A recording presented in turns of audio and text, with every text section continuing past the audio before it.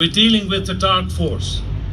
We're dealing with a dark force that is growing in its power and its overreach. It's a dark force that decides that they can assassinate people, high-level officials in foreign countries, with drone attacks.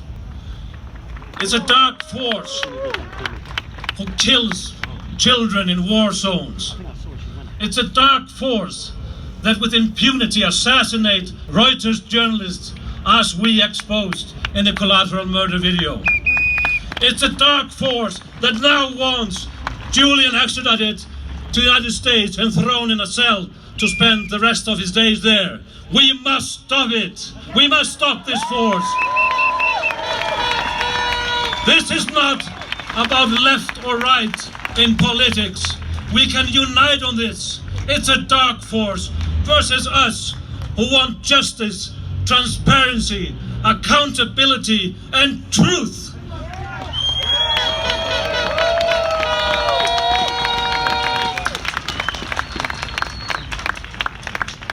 We have the momentum with us. Please tell everybody that you know that they have to side with Assange and fight against his extradition.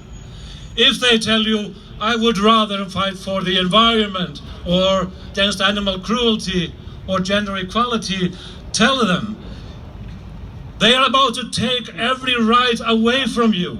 You will not be able to fight for any other cause. We are talking about the fundamentals here. We must fight against the extradition. We must save Julian Assange.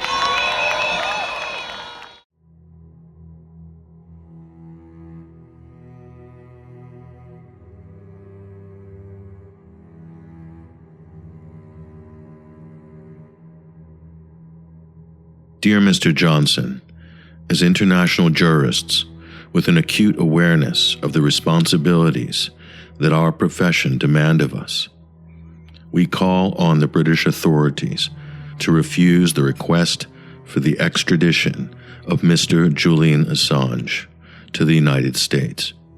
We also call for his immediate release. The treatment of Mr. Assange, the circumstances surrounding his continued detention in Belmarsh Maximum Security Prison, and the circumstances surrounding British attempts to comply with the U.S. request for his extradition highlight, number one, the involvement of the United Kingdom in long-term severe psychological ill-treatment of Mr. Assange. Number two, the disregard shown by the British authorities towards their duties and responsibilities under international law. Number three, the disregard by British authorities of British law, including Mr. Assange's right to a fair trial, for the protection of his private life and his right to freedom of speech. Number four, the sweeping, extraordinary, extraterritorial claims now being made by the United States, who are seeking to prosecute in the U.S. under U.S. laws non-U.S. citizens for conduct outside of the United States, including in jurisdictions such as the United Kingdom where that conduct is lawful. And note, UK involvement in the psychological torture and mistreatment of Mr. Assange. International human rights experts, healthcare professionals, and the UN Special Rapporteur on Torture, Professor Nils Melzer, have all found that Mr. Assange has been subjected to arbitrary confinement and cruel, inhuman, and degrading treatment amounting to torture. They note that the torture poses grave risks of significant physical, psychological, neuropsychological harm, with life-changing and potentially fatal consequences for Mr. Assange. Professor Melzer has found the British state responsible for Mr. Assange's torture, quote, through perpetration or through attempt, complicity, or other forms of participation. This involvement of the British authorities in the psychological torture and mistreatment of Mr. Assange violates his rights under the European Convention for Human Rights, Article 3, and takes various forms, including the following. A. Interference in the Swedish investigations and inordinate protraction of Mr. Assange's detention. Mr. Assange originally sought asylum in the Ecuadorian embassy, as was his right, because he was concerned that if extradited to Sweden, where he was being investigated in relation to now abandoned sexual assault allegations, he might be subjected to onward rendition from Sweden to the United States, for which there were precedents.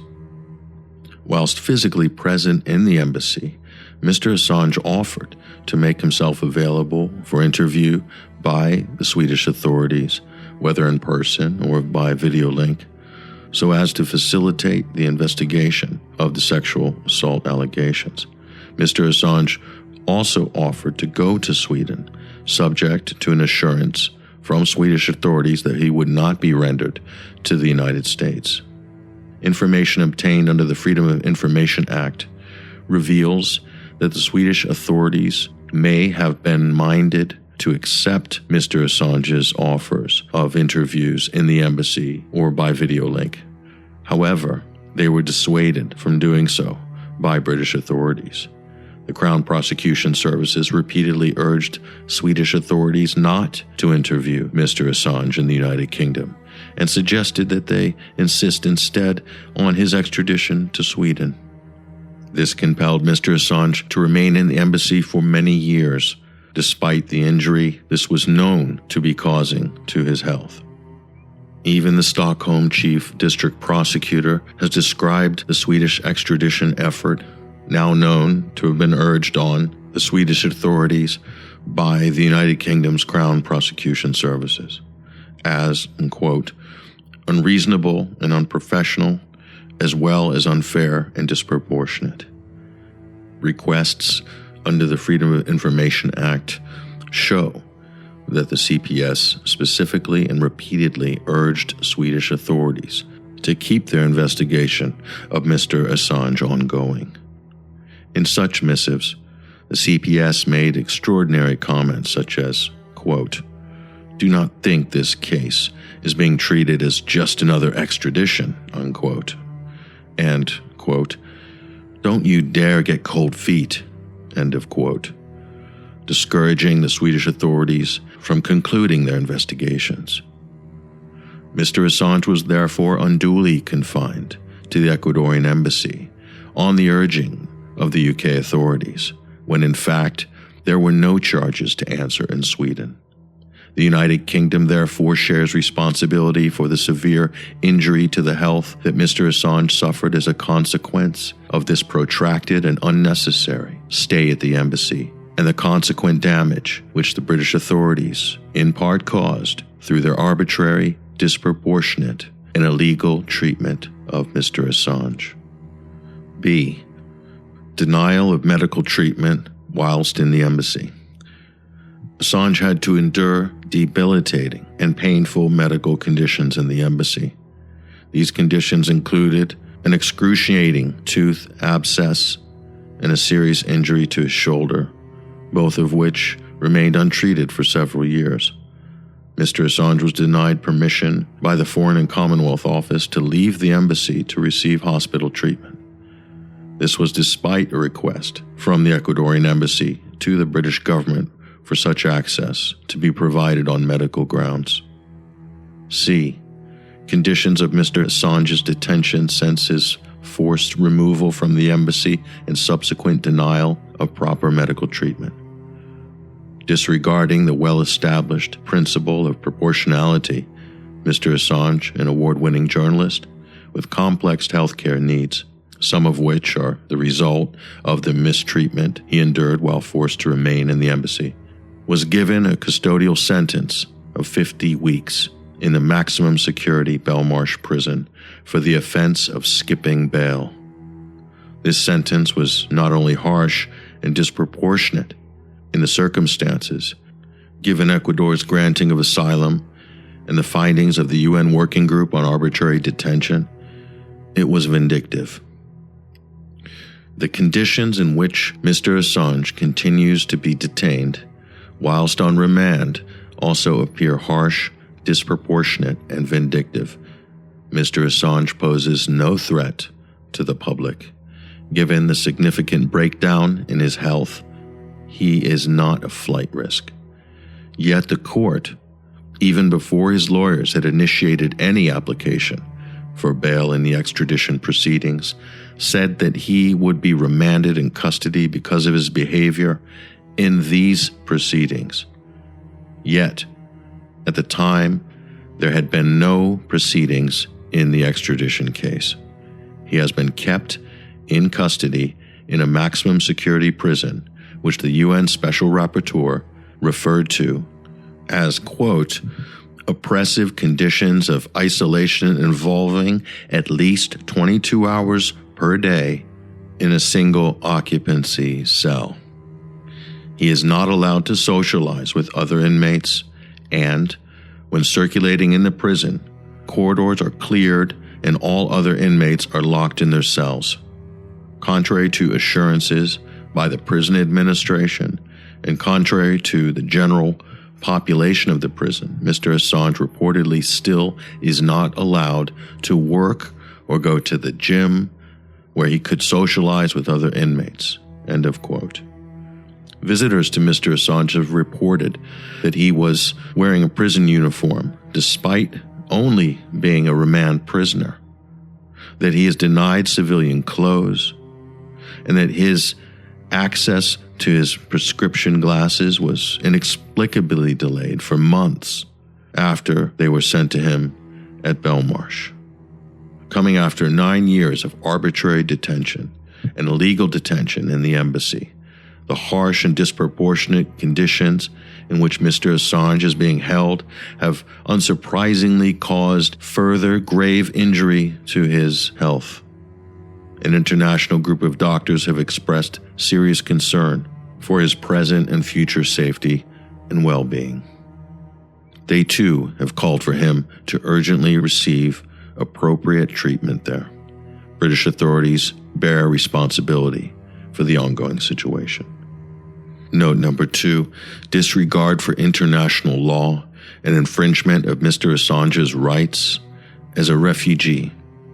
Sweden, the United Kingdom, and Ecuador are parties to the Convention relating to the status of refugees, which places on states an obligation to respect non-refoulement with no reservations.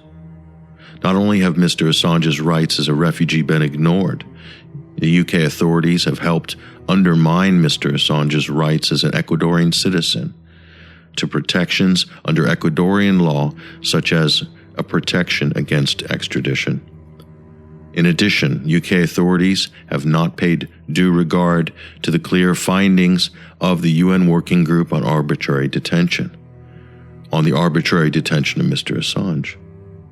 Importantly, the UK authorities have repeatedly ignored their duty to investigate the serious concerns raised by the UN Special Rapporteur, Professor Nils Melzer, in relation to prohibition against torture and other cruel, inhuman, or degrading treatment or punishment. Note number 3, disregard for Mr. Assange's right to a fair trial, and 4, protection of his private life. Mr. Assange has suffered sustained infringement of his private life, whilst the conduct of the legal proceedings which have been brought against him has been riddled with procedural irregularities that call into question the possibility of a fair trial. A. Intrusive surveillance. It is now known that Mr. Assange and his visitors, including his lawyers, were put under extraordinary levels of covert surveillance within the Ecuadorian embassy at the behest of the United States.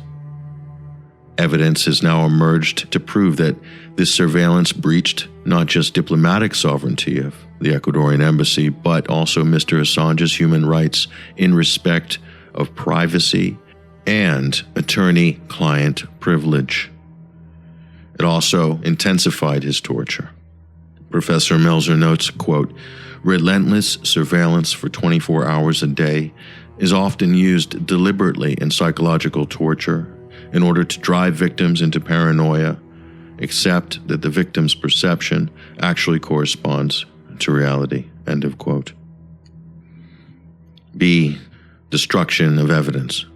When the actions of the British and Swedish authorities came to be scrutinized via Freedom of Information Act requests and through other channels, it emerged that evidentiary trails, including communications with the U.S. Federal Bureau of Investigations, have been destroyed by Swedish and British prosecutors, with no plausible explanation provided. C. Political interference. Senior UK governmental ministers have boasted about using their diplomatic skills and clout to broker a deal with Ecuador's new government to rescind Mr. Assange's asylum so that he could be taken into custody. D. The inability to prepare a defense. Mr. Assange has been subjected to material and repeated disruptions, both with respect to his access to documents he needs in order to prepare his case, and with respect to the facilities he needs in order to consult with his lawyers so that he can prepare for his defense. E. Concerns about impartiality. Officials responsible for key decisions about various aspects of Mr. Assange's case have made inappropriate comments about him, suggesting high levels of prejudice and bias. For example, Mr. Assange has been called a narcissist by a judge during a court hearing.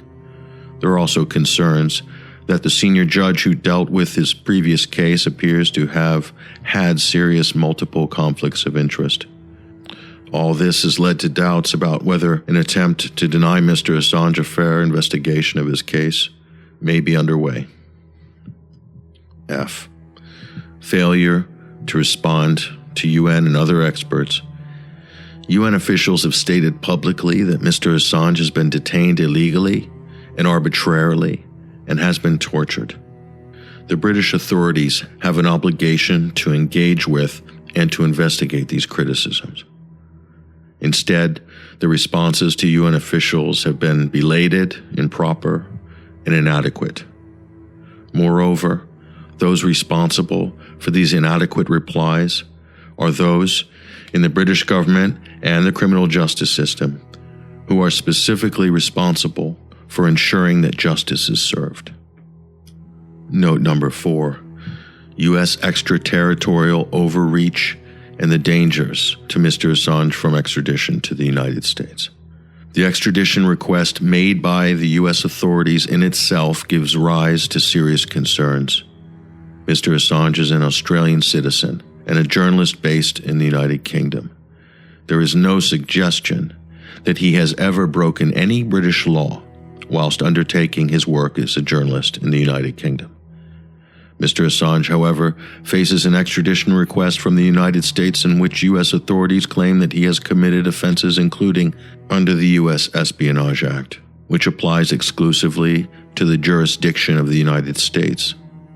The charges that U.S. authorities are seeking to bring against Mr. Assange are seen by many journalists around the world as an open assault against investigative journalism as it is practiced.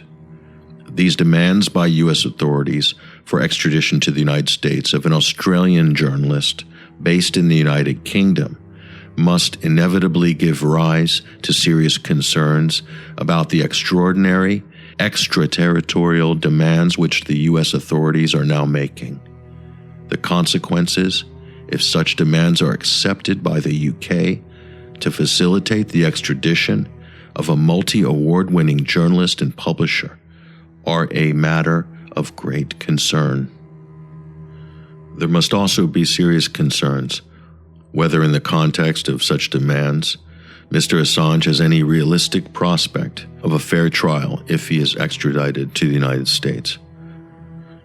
This is especially concerning given the disproportionate, cruel, and inhuman punishment with which Mr. Assange is being threatened if he is convicted in the United States. His alleged accomplice and whistleblower Chelsea Manning, after already serving a lengthy prison term in often inhumane conditions, was held in indefinite detention in order to coerce her into giving evidence against Mr. Assange. Mr. Assange faces a possible prison sentence of 175 years. Extraditing Mr. Assange to the United States would, in such circumstances, not only be inhumane and wrong, it would set a dangerous precedent, legitimizing the U.S. authorities' practice of extraterritorial overreach, whilst infringing Mr. Assange's human rights in the most fundamental way, putting his very life at risk. It would also set the scene for a trial whose eventual outcome might set extraordinary, dangerous precedents, which could endanger the entire practice of journalism. In conclusion, under the rule of law, a state is required to afford all defendants their human rights and to honor international law, whether deriving from treaty or from international custom and practice. Such considerations are not intended to be optional or dependent on the nature of the crime, nor are they justified by the nature of the circumstances, nor are they implemented at the discretion of the judge or state. As Lord Bingham eloquently reminds jurists in his eponymous 2006 lecture on the subject, the constitutional practice of the rule of law is statutory and paramount. Yet, time and time again in Mr. Assange's case, we have seen the law ignored, manipulated, or summarily rejected. We call on the British legal community to reclaim professional standards, to condemn the torture of Mr. Assange, and to engage in urgent actions to secure his immediate and safe release.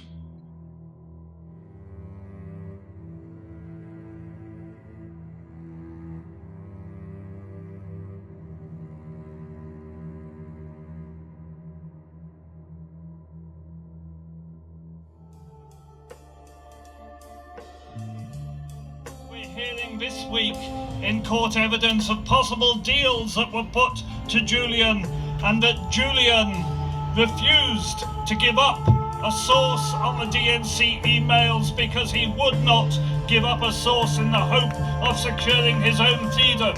And that is why WikiLeaks is trusted, and that is why Julian is trusted not only as a great figure in the information age, but as a person of deep courage and heroism himself.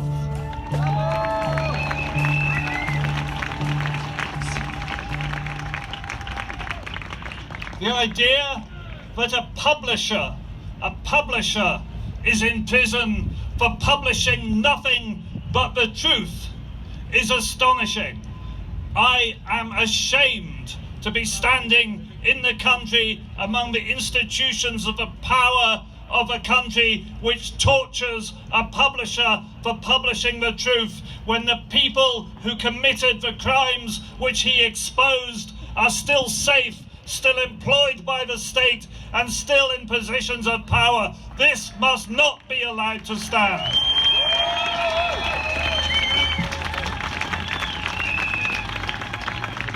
The tide of opinion is turning. We are now at the key point. For years, we told the world that the reason Julian had sought diplomatic asylum was because the charges levelled against him, the accusations, there were never any charges because there's never any evidence. The accusations levelled against him were nonsense, and it was all a plot to extradite him to the United States. And what did the media say? They said, no, there is no plan to extradite him to the United States. No, this isn't about that. It's about Sweden. It was always about reaching this point. And finally, we are here, and we are the ones who've been telling the world the truth for a decade. And now we know. The question is fundamentally this: can somebody be dragged off to the United States for publishing truth about war crimes, and publishing that truth from out with the United States? Can anybody who publishes anything bad about the US government be dragged from anywhere in the world, taken to America to face for so-called justice of that dysfunctional political system? The answer must be no, and we must all be there at Belmarsh to support Julian and working to change the tide of opinion and secure the freedom of one of the most important leaders of intellectual thought today. Thank you. Get out your notebook. There's more.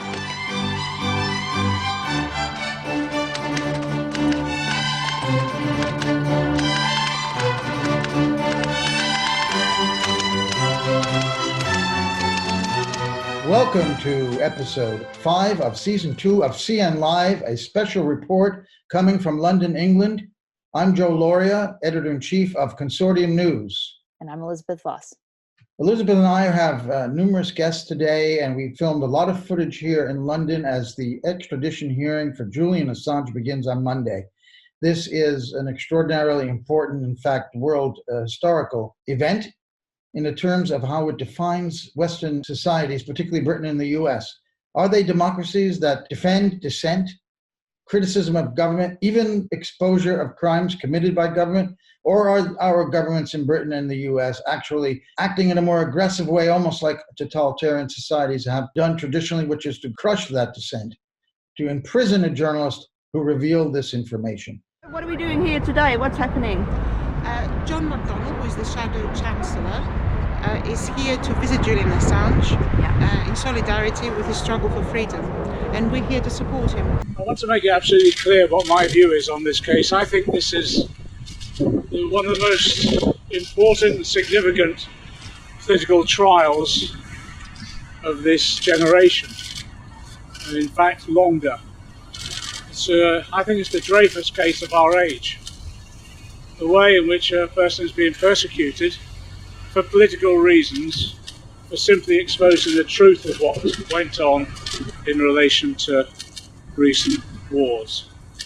We're hoping that in court is able to defeat the extradition bid. We don't believe that extradition should be used for political purposes, and all the evidence, even the recent revelations with regard to the Trump engagement, demonstrates that this is a political trial, and we're hoping the courts judge that way. This is all about the protection of sources, whistleblowing, ensuring that people have true information in the public domain and from which they can make their own judgments.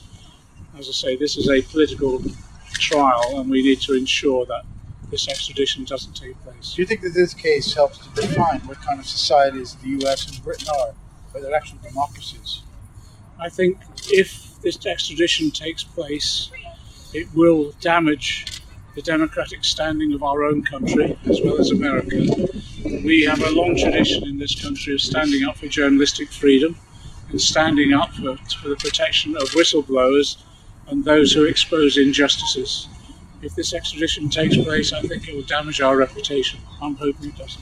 You can expect to hear arguments about the political nature of the offence for which he's been charged and the substance, the politicisation of his case. You can also expect to hear concern being raised about the free speech issues that I've just outlined for you here and the unbalanced nature of the US-UK treaty. If this goes ahead, this will set a precedent that should alarm all of you in this room, every one of you, because this will establish a precedent that if you as a journalist write anything that offends any government in the world, then you face the very real prospect of being extradited to that country and being abandoned by your government. We are going to be speaking with Ray McGovern, the CIA analyst, often contributor to Consortium News, and to Alexander Mercouris, the editor-in-chief of the Curran and a frequent guest on RT. He's the first time he's appearing with us. He's also a contributor to Consortium News. He has special insights here in London. We have footage of Assange's lawyers at a press conference last week, in which also Andrew Wilkie and George Christiensen, two MPs from Australia, came up from Canberra all the way here to London to see Julian Assange. We have an interview with Christiensen. Do you think they'd be being a part of a small organisation makes Julian Assange more vulnerable? Is that perhaps why The Guardian, New York Times, who actually published first, those documents are not being attacked? Do they have strong unions? And yeah, that's interesting. Journalists, independents, be more worried than the big ones? I think that, yeah, look, obviously there's been, they've run a case against Julian Assange and WikiLeaks, pretending that they're not real journalists, and it's just nonsense, and they've targeted them because, yes, they are different. They're online, they're small, they're fiercely independent, and they open themselves up to those charges, but those charges are baseless. And what does it matter? If you're a blogger, a commentator, a journalist, a publisher, if you're publishing information in the public interest, you're reporting. There was also an event at the Frontline Club on Wednesday evening last week that we filmed. This is an important venue in the history of WikiLeaks. Julian Assange revealed some of the most important leaks there in press conferences at the Frontline Club in London. The point I want to make generally is that Julian Assange is not only a journalist, but a great journalist. You said that the mud sticks thing on the alleged sexual allegations, you said they're completely bogus. What indicators do you use to decide they are completely bogus? So Professor Niels Melser has written a 19-page document that identifies over 50 violations of Swedish rule of law and due process. You could read that, but one of the most serious things was the police officer actually changing one of the women's statements, actually signing it.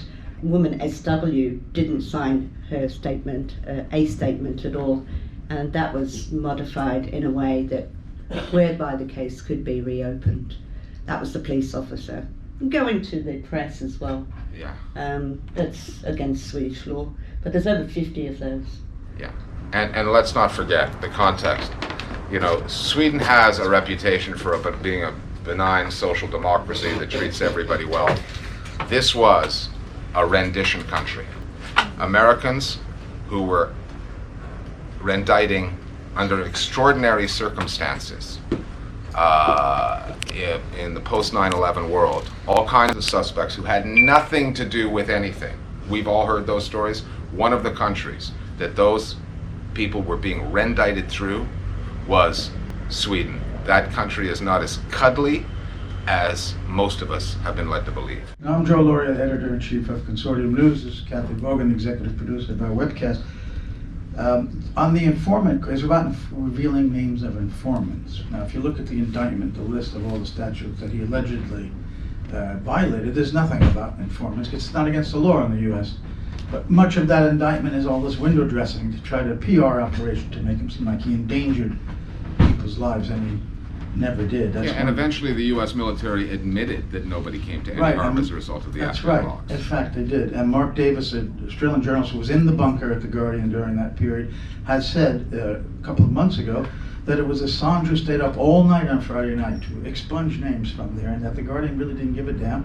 He also alleged that the New York Times misled him, wanting WikiLeaks to publish first, so they would be more at risk. What they were doing in this room were taking the raw data, which I saw. You could see it on a computer, but it was very difficult to read, to filter, to understand. A bit like reading an XLL sheet or something like that, like an accounting spreadsheet. The people that brought that material to life, gave birth to it, was The Guardian. WikiLeaks did none of that work. Julian didn't have the capacity to do the work. It was here with Guardian staff, those two journalists, I think 2, maybe 3 computer experts, they created the WikiLeaks database themselves. If Julian's in jail, they should be in jail. I mean, quite literally, they should be in jail. They created this, they put it up, they put it out to the world. So what they were doing were generating individual reference codes for every entry in the WikiLeaks material. They gave it a graphical interface, a look, and they made it searchable. That was The Guardian, or entirely The Guardian. Also in the room, They're good. I mean, everyone has been generous and flexible. It's the Spiegel. You always want to sort by civilian casualties. Sort is Are we still only on one? Sorry, I'm getting carried away. And these are the techos coming in. So it's about a week of technical work. I mean, $100,000 probably to do the type of work they did. And the New York Times were coming in the week that I was there, were coming in regularly on the telephone. Between them, between these three groups, the Spiegel, Guardian, New York Times, they were fossicking through the material as the tech guys kind of gave birth to it, fossicking through, looking for stories that would be of interest to them. Of course, it was apparent that you'd be risking, if not the safety, certainly exposing the identity of many people. There's tens of thousands of documents there. I never witnessed a conversation where anyone took that seriously, not once. The only conversation that occurred was between Nick Davies and David Lee. And Julian wasn't there. Julian hadn't arrived yet, but I was there maybe an hour before. And it occurred to Nick Davies, as they pulled up an article that they were in fact going to put in the newspaper. He said, well, we can't name this guy, right? We can't name this guy, obviously, in the newspaper. And then someone said, well, he's going to be named on the website. Davies said some words to the effect, well, we'll really cop it then if we're blamed for putting that name up. And the words I remember very precisely from David Lee was he gazed across the room at Davies and said, but we're not publishing it. So what he's in effect saying, they're going to let Julian be the fall guy. They're going to create this, they're going to make it searchable, they're going to give it a graphic look, they're going to release it, they're then going to share the link to it and put 13 pages of newsprint dedicated to say, go and look at it, and they'll say, well, but we didn't publish it, Julian published it. Now this was highly alarming to me, and I did raise it with Julian, who has, amongst his other qualities, he might be a genius, but he does have a certain naivety about him in reading people, in my view. He thought these guys were great. They were being nice to him.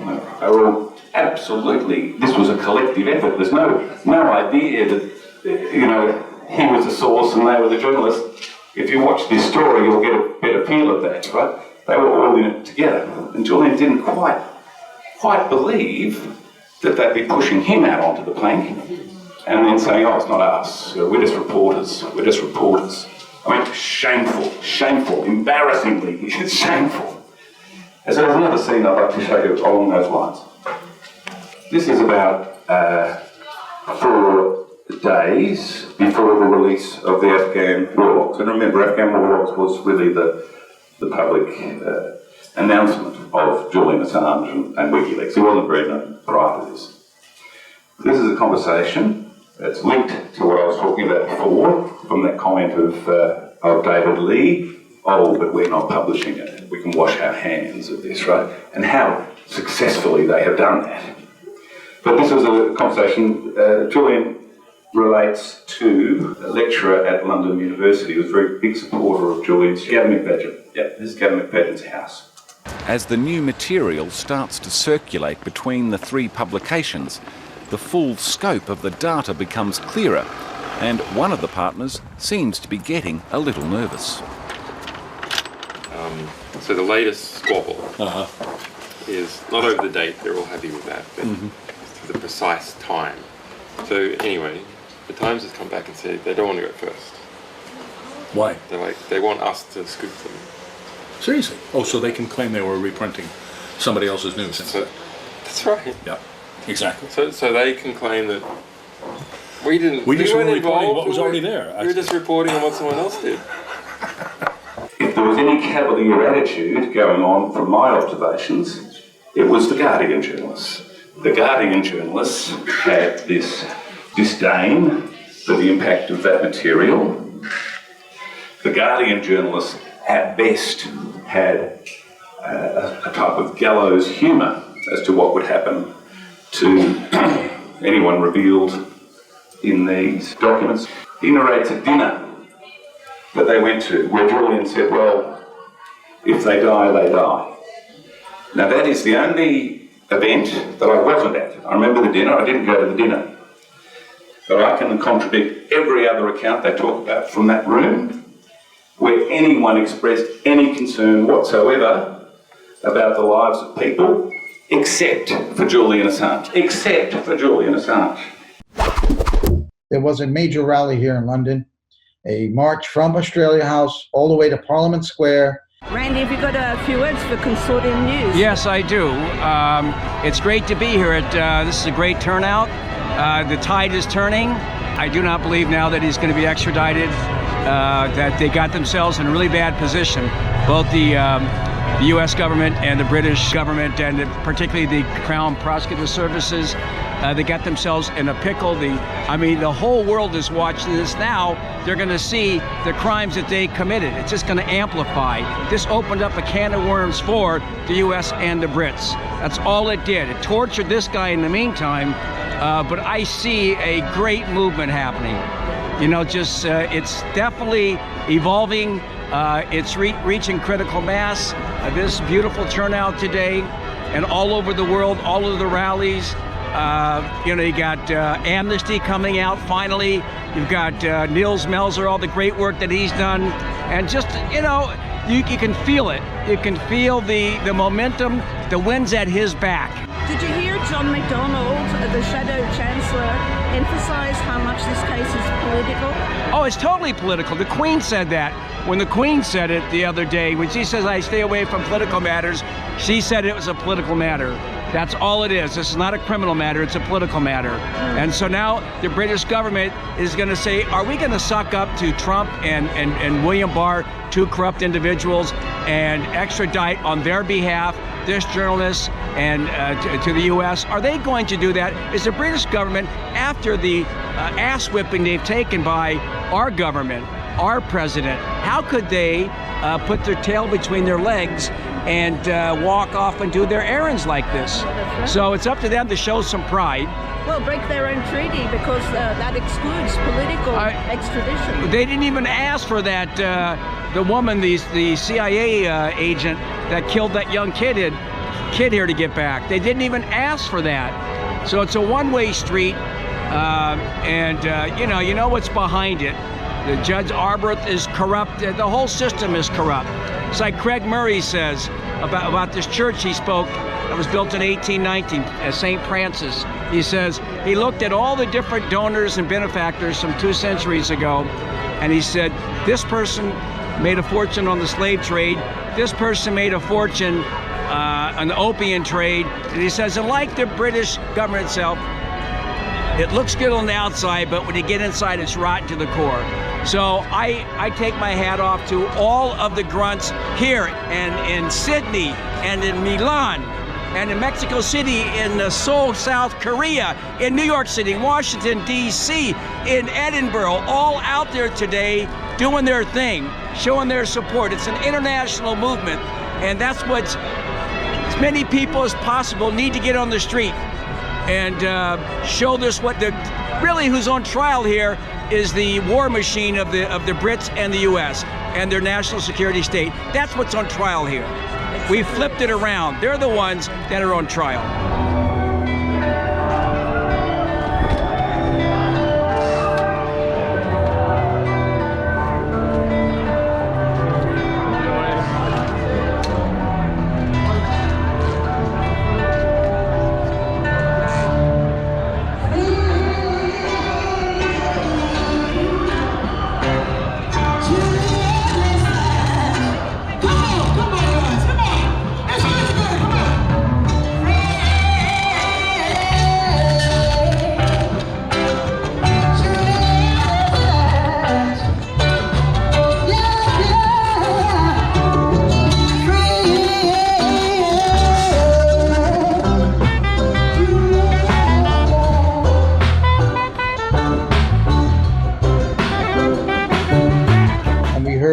Government Craig Murray, the former British Ambassador John Shipton, Julian Assange's father. Nils Melzer, United Nations Rapporteur on Torture. That's on torture. Released his report saying that Julian had undergone years of psychological torture, increasing in intensity, until the year before Julian left the embassy. Every single moment of his life, of meetings with lawyers, sitting at the table having dinner with me, was recorded both in video and sound. This is appalling. The UN Rapporteur on Torture, in his report, pointed out that this should not happen. This is against the law. Every single human right of Julian's has been arbitrarily broken. Distortions of procedure, falsification of witness statements, the lot, the whole rotten lot of it. We believe that your presence, the presence of the observers, and your strength of will buoy us up to make it plain to the Crown Prosecuting Service that extradition best be dropped now. Thank you very much. Roger Waters, the musician formerly of Pink Floyd, has been a big Assange supporter. This last year, we've seen major protests erupt across the whole world against the neoliberal fascist regimes. In Chile, in the Lebanon, Colombia, Ecuador, Haiti, France, and now of course also in Bolivia, fighting the new US-imposed military dictatorship there. When will we see the name of England appended to that noble list? I sense the scratching of heads in drawing rooms across the home counties. What's he talking about? The man's a bloody pinko pervert, bloody anti-Semite. What's he talking about? We don't live in a dictatorship. This is a free country, a democracy with all the finest traditions of fair play. Well, I've got news for you, disgruntled of Tunbridge Wells. We like to think this is a free country, but are we really free? Why? When Julian Assange is brought to the dock in the tiny magistrates' court inside Belmarsh prison, there are so many seats occupied by anonymous American suits, whispering instructions into the attentive ear of the prosecution's lead barrister, James Lewis, QC. Why? Because we don't live in a free country. We live in a glorified dog kennel. And we bark and or wag our tails at the bidding of our lords and masters across the pond. So, England, I call upon our Prime Minister, Boris Johnson, to declare his colours. Does he support the spirit of Magna Carta? Democracy, freedom, fair play, free speech, and especially the freedom of the press? If the answer to these questions is yes, then come on, Prime Minister! Let's support them! Be the British bulldog that you would have us all believe you are. Stand up to the bluster of American hegemony. Call off this show trial, this charade, this kangaroo court. The evidence before the court is incontrovertible. Julian Assange is an innocent man. Tareq Ali, a very well-known writer and poet, and he spoke very eloquently about Julian Assange. We are living now in an age that can be defined as the age of coercion. Whether you live in a democratic state where elections and rituals like it take place, or whether you live in other parts of the world. Effectively, the United States the dominant power in the globe, has decided that what it wants, it will do.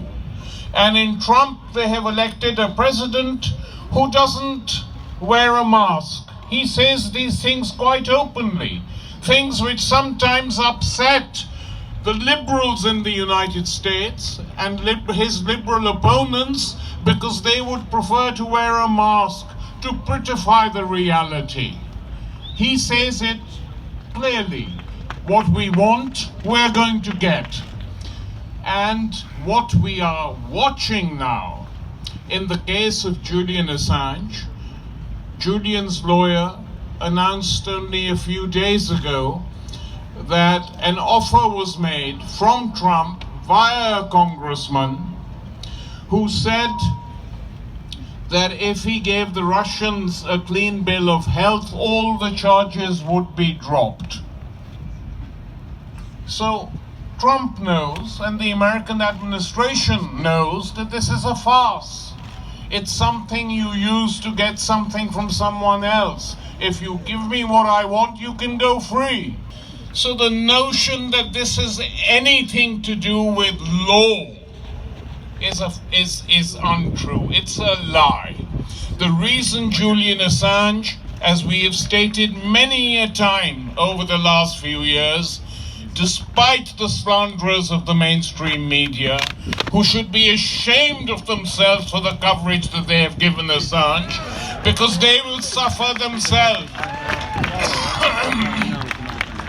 And here I would say that some of those who have been the worst have been the liberal media. I have to say this, the Guardian, which used Julian Assange to publish all the material that Chelsea Manning had sent him, the New York Times, should have waged a campaign and should be waging a campaign to demand Assange's release. I would echo what Roger has said and say to Boris Johnson, you actually have been a journalist yourself. We may not agree with what you wrote, and I never did, but you know what it is to publish a piece which annoys people, which irritates people. And are you prepared to sit silently and acquiesce in this judicial farce that is about to begin in a few hours' time? Are you going to do that? Because if you do, effectively you're opening the door to the United States being able to pick any foreign journalist from anywhere and demand his or her extradition. This is what is going to happen. So it's extremely short-sighted, this trial that is taking place. And why is the trial taking place at all? Because in this age of coercion, one of the most grotesque forms of coercion is war.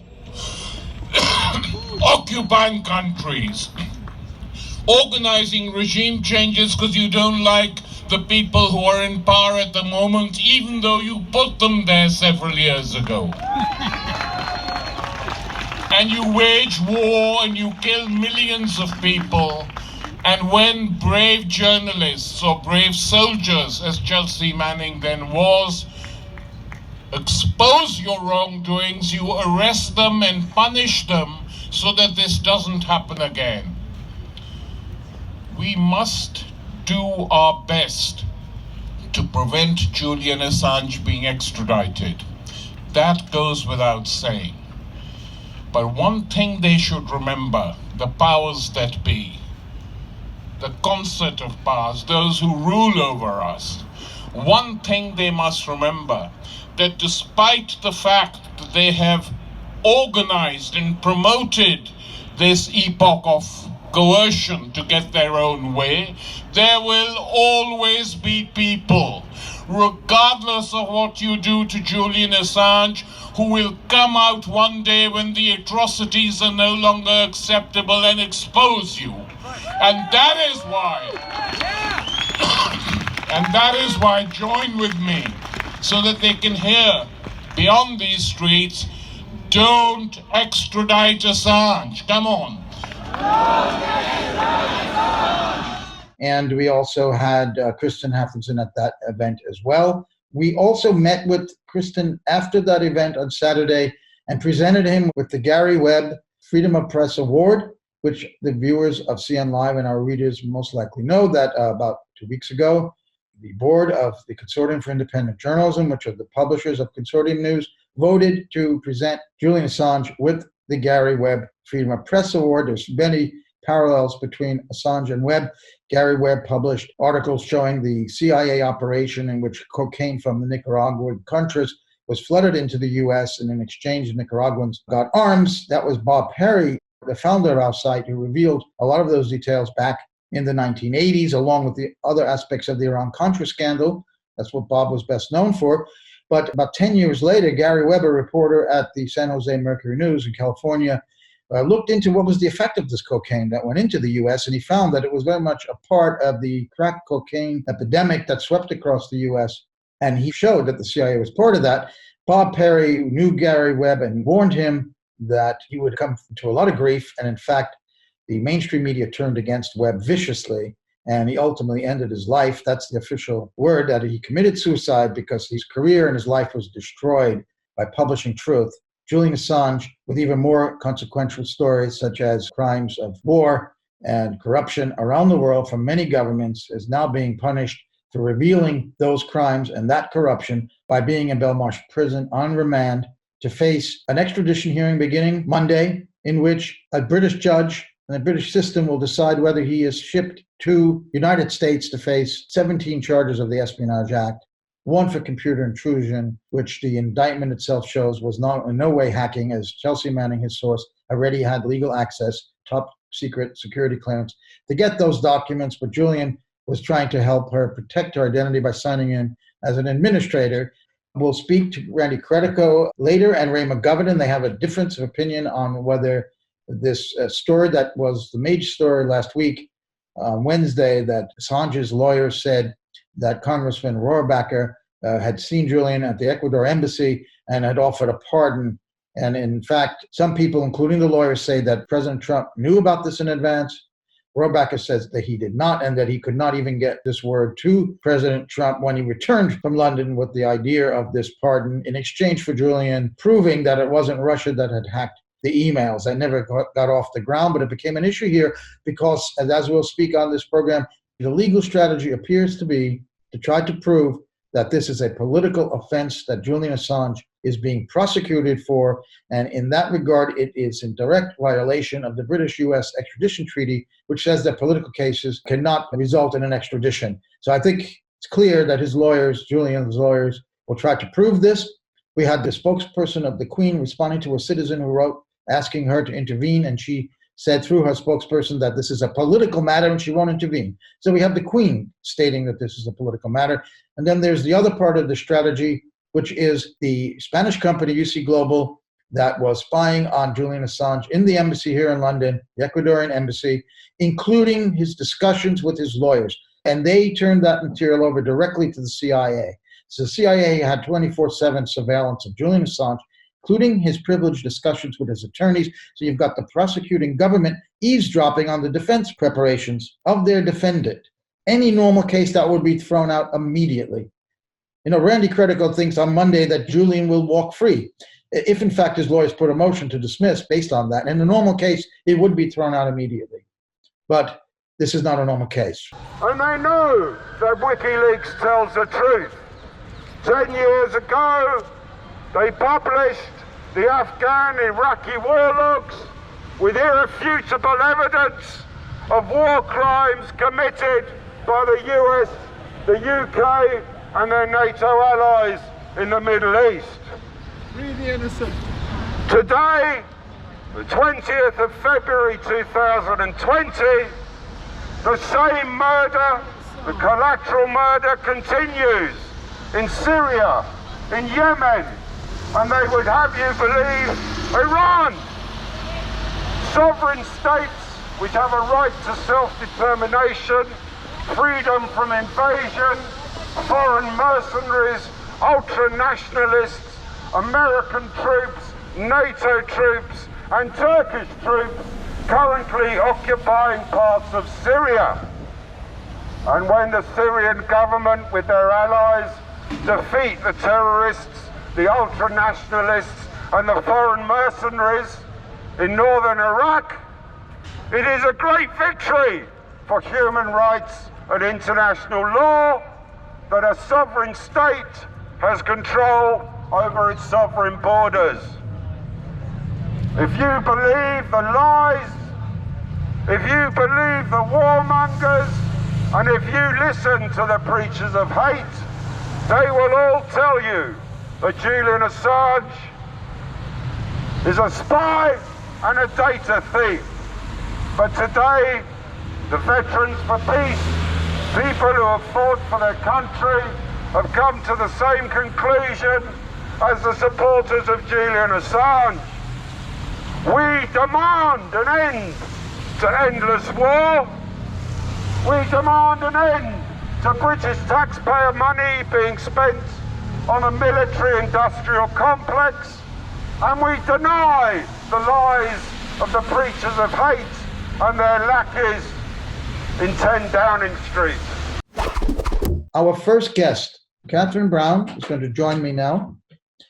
Catherine Brown went down to Downing Street on Saturday, number 10, to present a petition. Catherine, thank you for joining us on CN Live. Thank you. Tell us what this petition was that you presented to Boris Johnson, the Prime Minister. It's an open letter. It's an international jurists letter. Part of the background to this is that of the 500 or so people who regularly support Assange by attending rallies and so on, the strategists amongst them were asking themselves over the last few years, what specific other things can we do other than trying to reach a mass public and turning public opinion that might have a positive effect? And we decided that a strategy of going profession specific might work, and this manifested itself first in a doctor's letter that was signed by a large number of doctors condemning Julian's treatment. This was very much taking inspiration from Professor Niels Meltzer's investigative work in his capacity as UN Special Rapporteur on torture.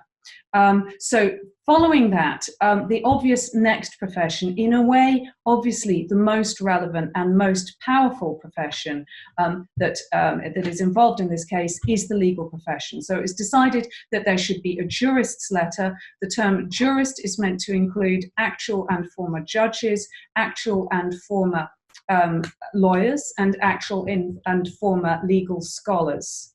And so this was this letter began to be circulated around 6 weeks ago. It's been gathering signatures, many high-profile signatures over that time, and now there are 44 of them from countries extending from Iceland to Australia and Malaysia to the United States.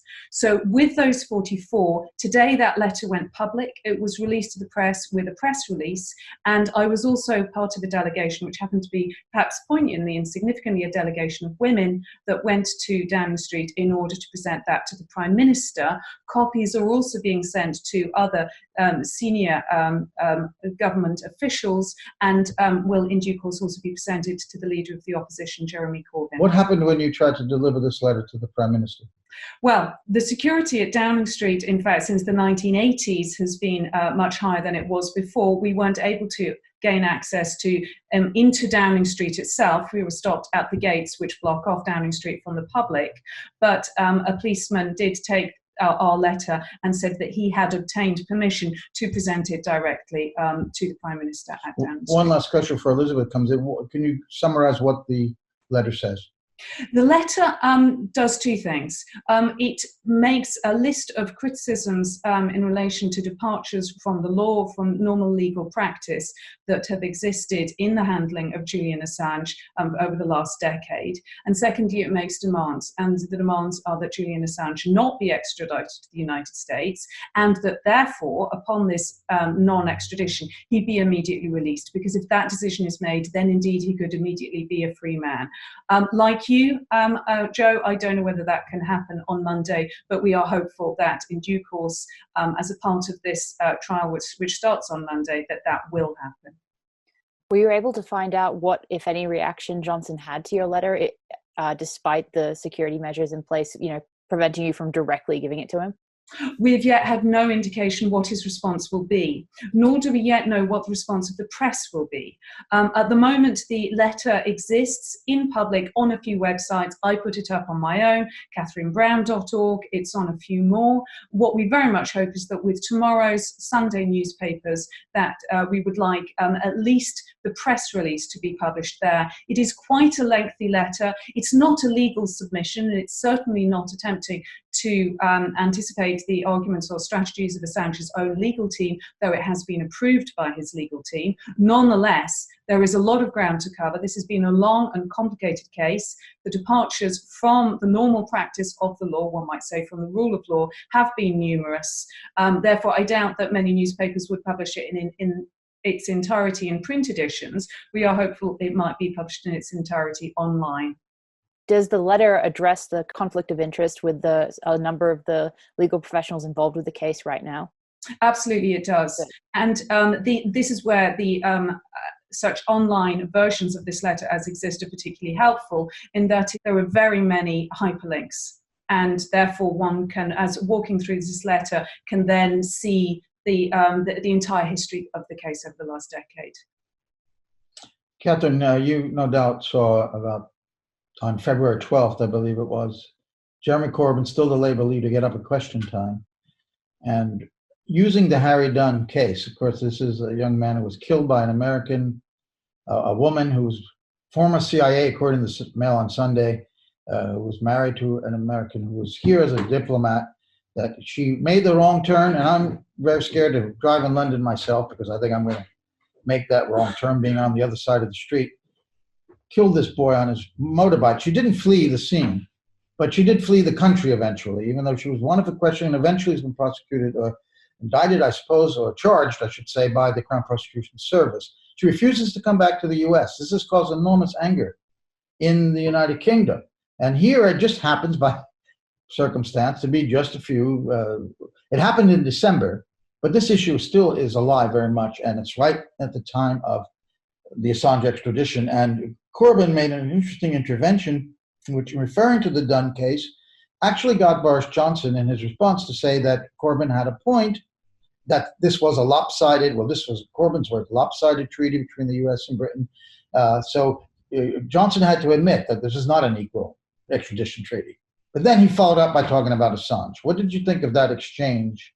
And do you think that the Dunn case in particular, and there was another one of a British businessman who's been Priti Patel, the Home Secretary, sent to the United States, even though his lawyers strenuously argued that the laws he'd broken were British and he should be tried here in Britain. Do you think those two extradition cases mixed in at this time with Assange could have any effect on how the court rules? I don't think so in and of themselves. I think that we should rely purely on the merits of this case. I think it might be unhelpful to try and confuse them, not least because the handling of the Dunn case has involved obfuscation on the British government's part. For example, the argument that the husband, Sakoulas, was actually working at the US Embassy in Britain, which he wasn't. Therefore, he wasn't covered by diplomatic immunity. Members of his family were most certainly not covered by diplomatic immunity. This is a whole can of worms of its own. The inequality of the extradition treaty between the US and the UK is a manifest fact. It's political manipulation ditto. But even within the terms of that treaty, Assange most certainly should not be, indeed cannot be, extradited for the two reasons that he's being charged on a political, these are political charges, which mean that extradition is forbidden. There is also an extremely highly credible chance that he will be subjected to cruel and human degrading treatment or torture, and a strong chance that he wouldn't face a fair trial. So for all those reasons, even given the unequal nature of the US-UK extradition treaty, he cannot be extradited. Well, thank you, Catherine Brown, for sharing those few moments with us. Again, I think the best one is to try to prove this is political. And if Britain has the guts to stand up to the US and not be their poodle, not be a vassal, and this is a moment, the reason those other cases are certainly not intertwined, but it is the anger that has been created in amongst the population and maybe from officials as well about the Dunn case could give them the backbone that they need maybe on this case. On the other hand, the intelligence agencies here, MI5, MI6, want Assange. And that depends on how much pressure they can bring to bear on this. These are all murky areas about the politics behind an extradition. Ultimately up to a judge, it will be appealed, of course. But I was just thinking that perhaps those cases and the timing of it would give some strength to a British judge feeling the anger in the population about this to make the right decision. That's absolutely right. So there's a parallel track approach here. One is to change public opinion, because the public then is the political. The British government will then see that it doesn't really fly with the British public, that a decade of a smear campaign against Julian Assange, its effects are beginning to wear off. A tipping point, I think, has been reached. We are now tipping every day. Amnesty International coming out and unequivocally opposing the extradition. A major Guardian article, something of a surprise from the Guardian, given its recent history, again against the extradition. So one is turning opinion within professions and in the population at large, but the other is very simple. It is to say, rather than having this as a political case, let's just consider it on its legal grounds. On legal grounds, Assange is absolutely safe.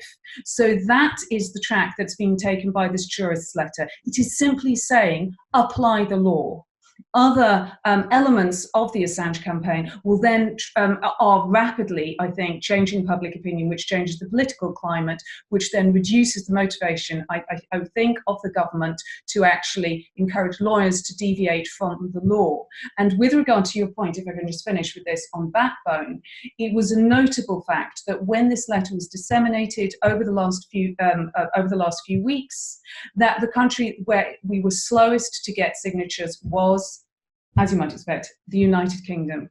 And that was a troubling fact. For quite some weeks, we didn't get a single signature from the United Kingdom. Now, fortunately, we have some, and we hope that their names being made public, we hope across the British and international press over the next day or two, will encourage more to sign. The letter remains open. If you are an actual or former judge, jurist or legal scholar, then you may also add your names by writing to deeper@protonmail.com. Thank you, Catherine Brown.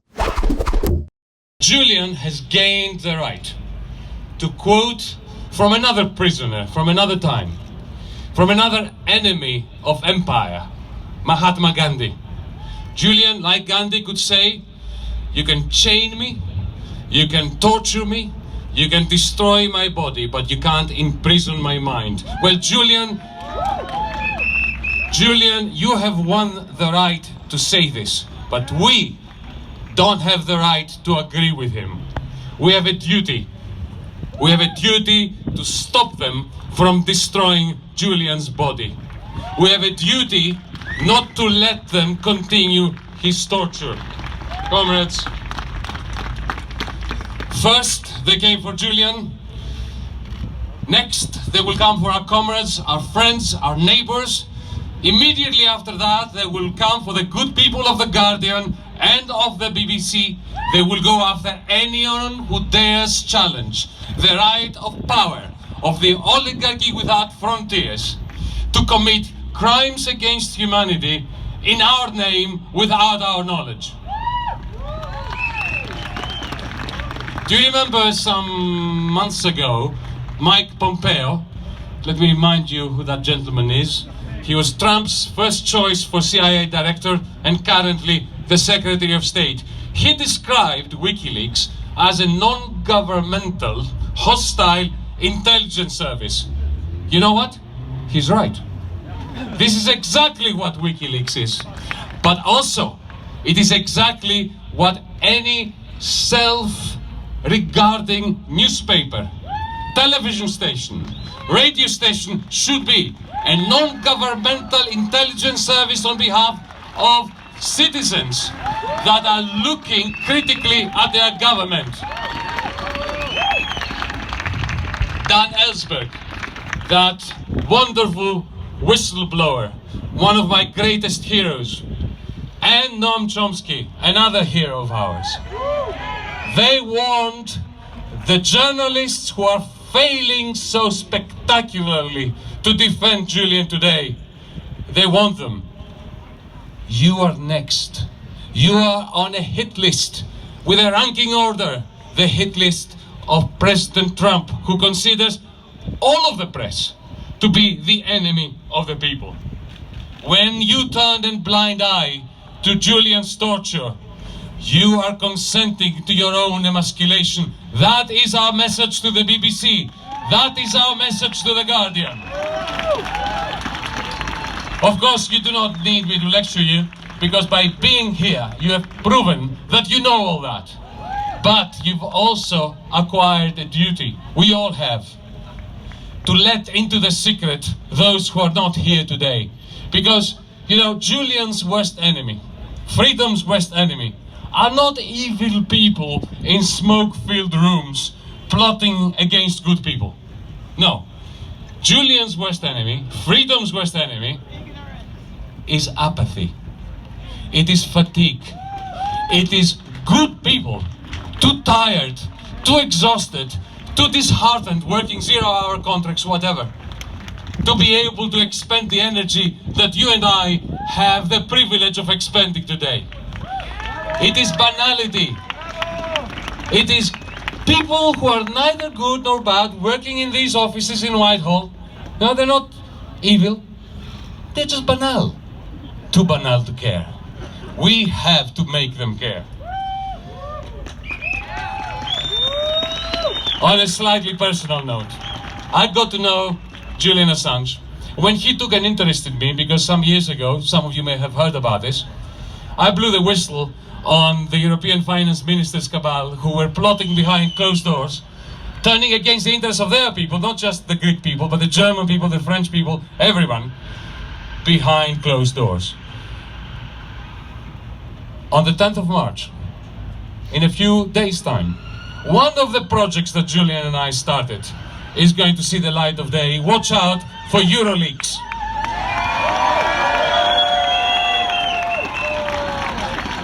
Soon after we met, together with Brian Eno, who hates being in this very small clique, but it's not a small clique, because as Brian knows, what we started with Julian Assange in February 2016 in Berlin, the Democracy in Europe movement, now has tens of thousands of members everywhere.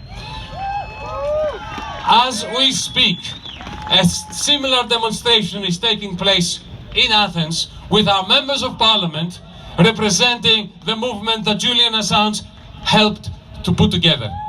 Tomorrow, I'm going to be in Belmarsh, visiting together with John Shipton, Julian's magnificent father, Julian.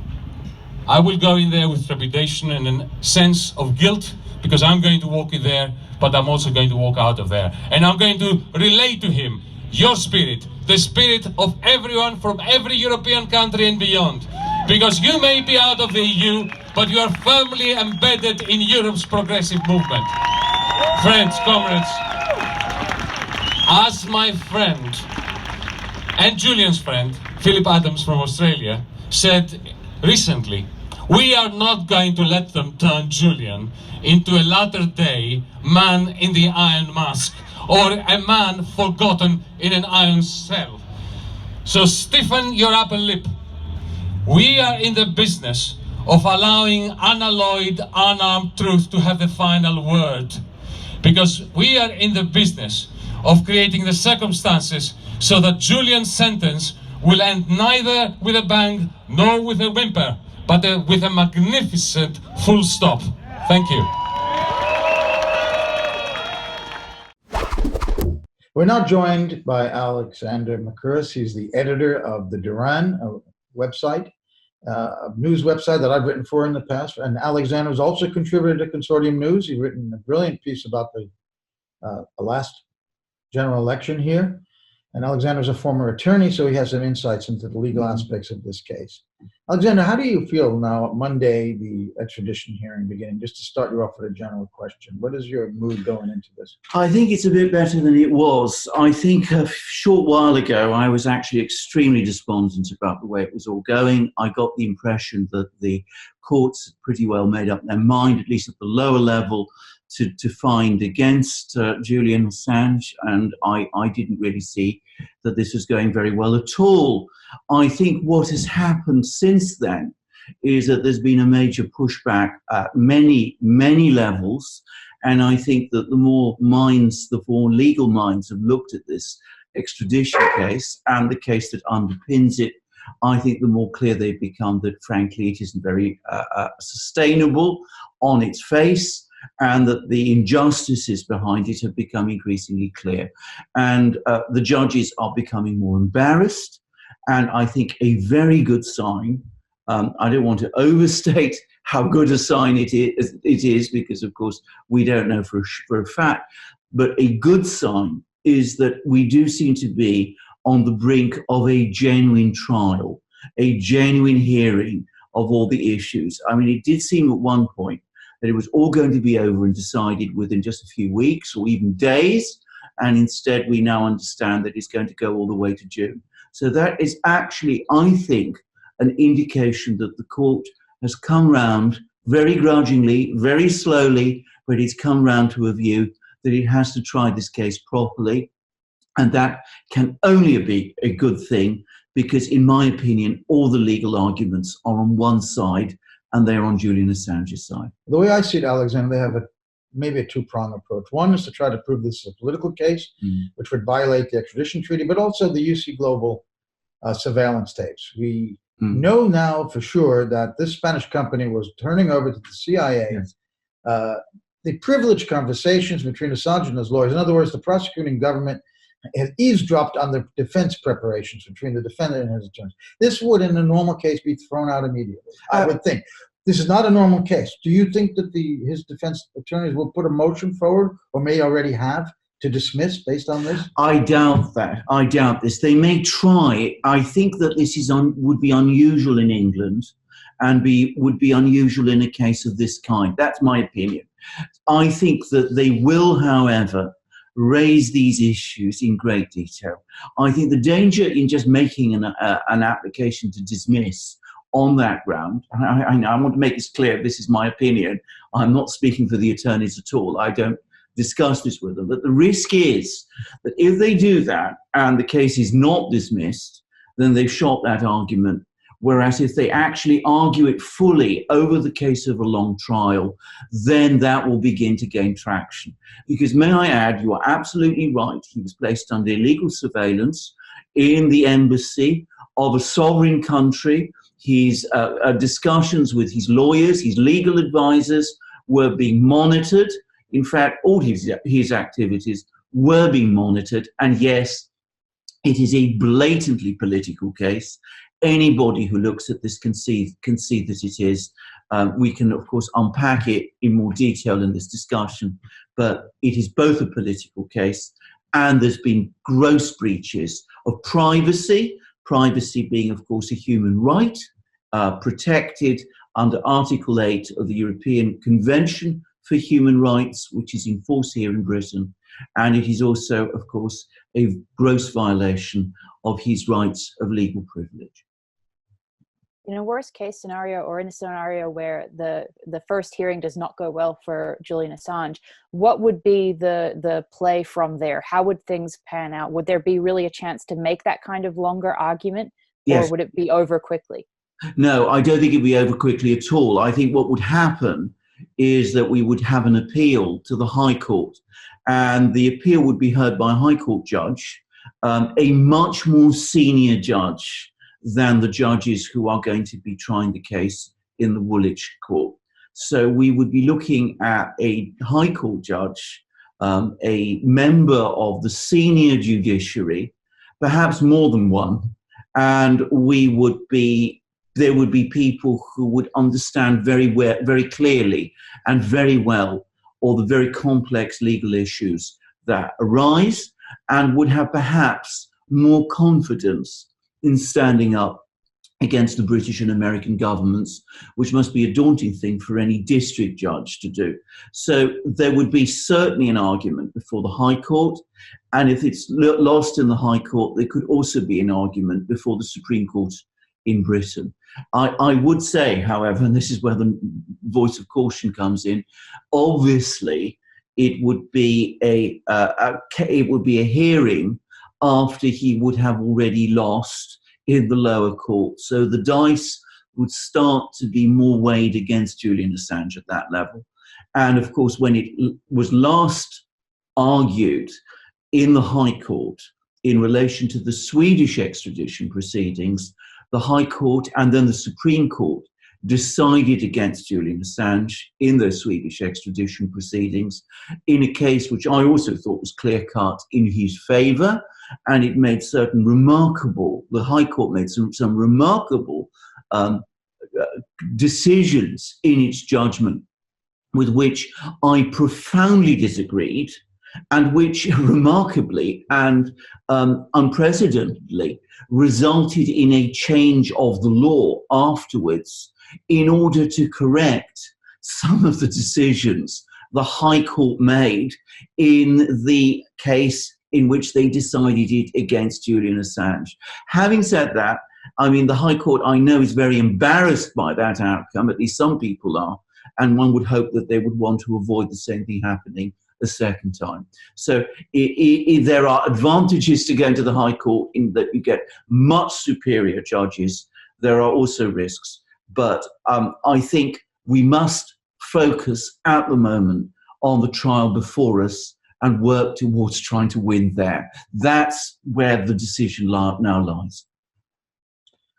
Alexander, if he should lose in the Supreme Court, can he then take his case to the European Court of Human Rights?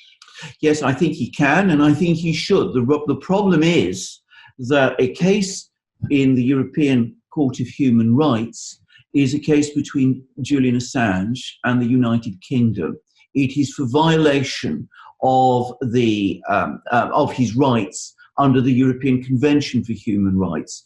It might not stop his extradition. I think it is unlikely that the British government would decide to postpone his removal to the United States pending the decision of the European Court of Human Rights. It might do, but then you have to expect that people like Boris Johnson are going to be willing to grant Julian Assange, the opportunity to take his case to the European Court of Human Rights and potentially will win there. The other thing that would have to happen is that the European Court of Human Rights would have to grant it urgency. Now, I think they would in that kind of situation, but it is a remarkably slow-moving court, even in cases where there is urgency. So that case could be going on, and he could still be extradited to the U.S. He could be in Virginia facing the case. He could even conceivably have been convicted by the court in Virginia, and then we find the European Court of Human Rights making the decision in his favour and instructing the British government to get him back from the United States. This kind of thing has happened, but frankly, the prospects of that happening are very nil, essentially. Can you answer this question? Whose decision is this ultimately? Is it up to the judge and ultimately the courts, or is it up to the Home Secretary? Is the Home Secretary instructed and must follow this, or is there any flexibility in the decision? Well, in theory, Britain is a country ruled by law. If the court decides that he should not be extradited to the United States, he won't be.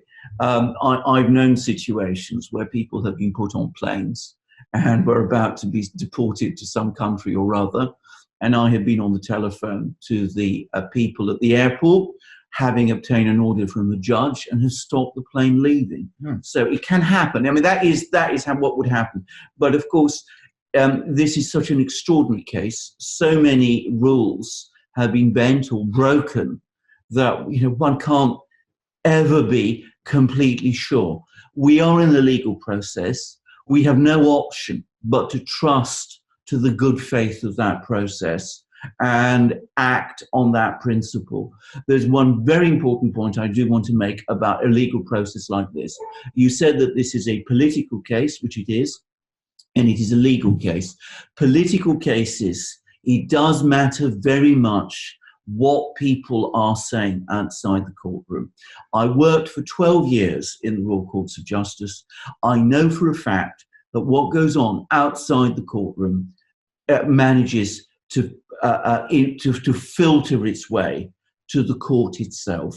People there, judges there, do listen and do take note of what is being said about a case, and they are very sensitive, in fact, to the perceptions that people have when an injustice is being committed. So the Home Secretary is Priti Patel, and she's also pretty tough and hard line. Do you think that she wouldn't be able to then legally stop his release? Well, I think you've used the appropriate word, legally stop. Yeah. But the practical reality is, if they just bundle him onto a plane and send him to the United States and ignore what the court is saying, well, they've committed contempt of court. But, you know, how do you enforce it?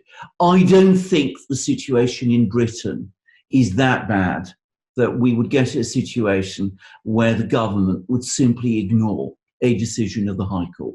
That last year, there was a decision of the Supreme Court of Britain on a question of the proroguing of Parliament, which the government was known to be extremely unhappy with and argued that it was wrong and even unconstitutional. And yet, in the end, they had to abide by it, and they did abide by it. So I think that we must assume, in the good faith, at least in that part of the good faith of this process. And I think that if it's seen through and there's a decision in Julian Assange's favour, I think the British government will abide by that decision. That's my belief. I mean, if it's not abided by, then we're in an even more serious situation than we thought we were.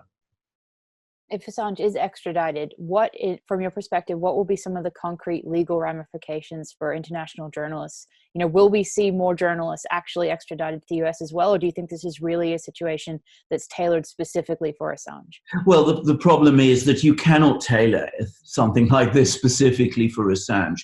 I think that is a completely hopeless idea. I think some people maybe, say to themselves, in some of the big newspapers, well, this could never happen to us. This is a person he's not really a journalist at all. He runs this site, and he gets all this information. But we are the respectable people in the Times and the Guardian and the Telegraph. They would never do this to us. Well, of course they can. First of all, he is a journalist. There is nothing he does which is in any way different from what investigative journalists do. And if the United States is able to extradite an Australian citizen who has carried out all his work in Britain on some kind of extraordinary argument of the kind that has been made in this case, and has extended in effect its jurisdiction to a country like Britain, then every journalist everywhere needs to be extremely concerned and very worried. And I think, again, the penny is starting to drop. I think some journalists are beginning to see this.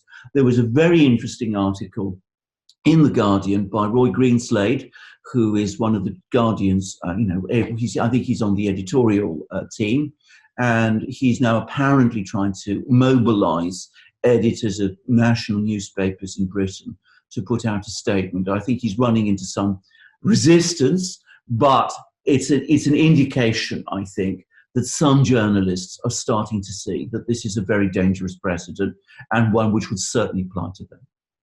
But Alexander, given the state of major media and reporters who cover government closely, as national security or legislatures, they act in such a way that they are never challenging a lot of what the government tells them. For example, this recent story about Bernie Sanders is now being groomed by the Russians. And when you read the Washington Post story, which broke that, it says that they don't have any details of what exactly Russia did. But so an traditional news editor would say, well, we have to hold the story till we get the facts. So why I bring this up is, if intelligence services see that these reporters are acting simply as conduits of what the disinformation they put out, they won't prosecute those people from the Telegraph or the Guardian. It's Julian Assange didn't do that. He stood up to them, and he did challenge governments and proved them to have committed so many horrific things. So. Well, in a kind of way, it's a very interesting point that you've just made, because it seems to me that people are saying that Julian Assange is this, he's breaking precedents, he's doing things that are completely different from what journalists do. I think he's doing exactly the kind of things that journalists should be doing. He's actually undertaking proper reporting and investigative journalism. And one always hears that, he just puts out information that he collects and he doesn't sift it, and WikiLeaks doesn't sift it. And I know for a fact that is completely untrue. They do sift it. They do consider what they put out. They're very careful that what they put out is real and genuine, and they're also very careful that it doesn't actually cause people, anywhere to be killed or imprisoned or any of those things. So I think he is a real journalist. The kind of journalists you're talking about, the people who work on the Washington Post and the New York Times, and dare I say it, the Guardian and the Times and the Telegraph, we have all that here too, who simply act as stenographers for power, simply transmitting what, the intelligence agencies and the governments tell them, and, reporting it as fact. Well, they have ceased to be journalists in the sense that I understand that term. I mean, we used to hear about journalism, the press being the fourth estate. They would cease to be the fourth estate. They would simply be an adjunct to power, which of course begs the question of what kind of journalists ultimately, in that case, they actually are. Yeah, so they are laundering disinformation to give it credibility. If Gina Haspel makes a speech, which the CIA directors never do, and said something, well, you might be a little bit suspicious. But if the New York Times is reporting it, an even unnamed source, it gives it credibility. But I do think that in the past, and even today, there have been very serious journalists who have uncovered things like Julian Assange did, maybe more traditional methods, but also getting their hands on classified information. Yes. And those journalists would be at risk. They will emerge again, even in major media. They could fight their editors to get stuff in there. And those are the journalists who think that could be at risk if Assange is prosecuted and tried and found guilty of committing journalism. I absolutely think that. And it's not just I who think that. Obama's Department of Justice apparently did. So I don't think that this is, this ought not to be controversial. This ought to be accepted, and accepted by the court that's going to be hearing this extradition case. This is clearly an attempt by the United States government and its various agencies to control the media and the kind of information the media reports, and in effect intimidate journalists who want to exercise the profession of journalism properly. Any journalist who cares about journalism in any media outlet, anywhere in the world, because again, that's the other side of it, which is so alarming, that, Julian Assange is Australian, he's in Britain, he's not actually within the jurisdiction of the United States, within its territory. Any journalist anywhere in the world should be extremely worried by this development, it seems to me, and it's disappointing that it's taken so long for them to understand this. There are two parts of the Espionage Act that I think need to be challenged in a court. One is the fact that, yes, Julian Assange is an Australian, he worked in Iceland and he worked in Britain, he never worked in the US. How could the US have this jurisdiction? Well, there was a 1961 amendment to the Espionage Act because an American diplomat in Warsaw during the Cold War had been caught in bed with another woman while he was married by this Polish Secret Services, and they showed him the photographs and said, we want these documents or otherwise your life is ruined. And he left the embassy with the documents and gave it. And some congressman back there in 61 discovered that the Espionage Act only covered U.S. territory and the high seas. So he got furious and pushed through this amendment. Yeah. The other part is the fact of merely having unauthorized possession and dissemination for a journalist. This is the first journalist to be charged under the Act for that reason, not for trying to argue against the draft, which a few journalists were back in 1917 when the Act first came into account. So what do you think about the fact that if Assange is sent to the United States during a trial in the U.S., would his lawyers try to make his American lawyers try to make a case out of this to bring it to this, as far as the Supreme Court, that this is clearly in violation of the First Amendment, that other journalists for decades have had classified information, and disseminated. Nothing happened to them. I'm sure that's what they would try to do, and I would certainly hope that that's what they would try to do. In fact, I'm sure they would, because as I understand it, the Espionage Act has never been fully and properly tested all the way up to the Supreme Court of the United States, and there have to be serious concerns about the extent to which it does conform with the First Amendment. I mean, I think the other problem I personally have with the Espionage Act, which relates to the Edward Snowden case, is that you just don't have this public interest defense. So if you go and obtain information which exposes the most terrible wrongdoing, if you nonetheless violate the terms of the Act, you can't argue that it's in the public interest for the people to know about this. You have to argue, you have to put all your argument on First Amendment, on the First Amendment.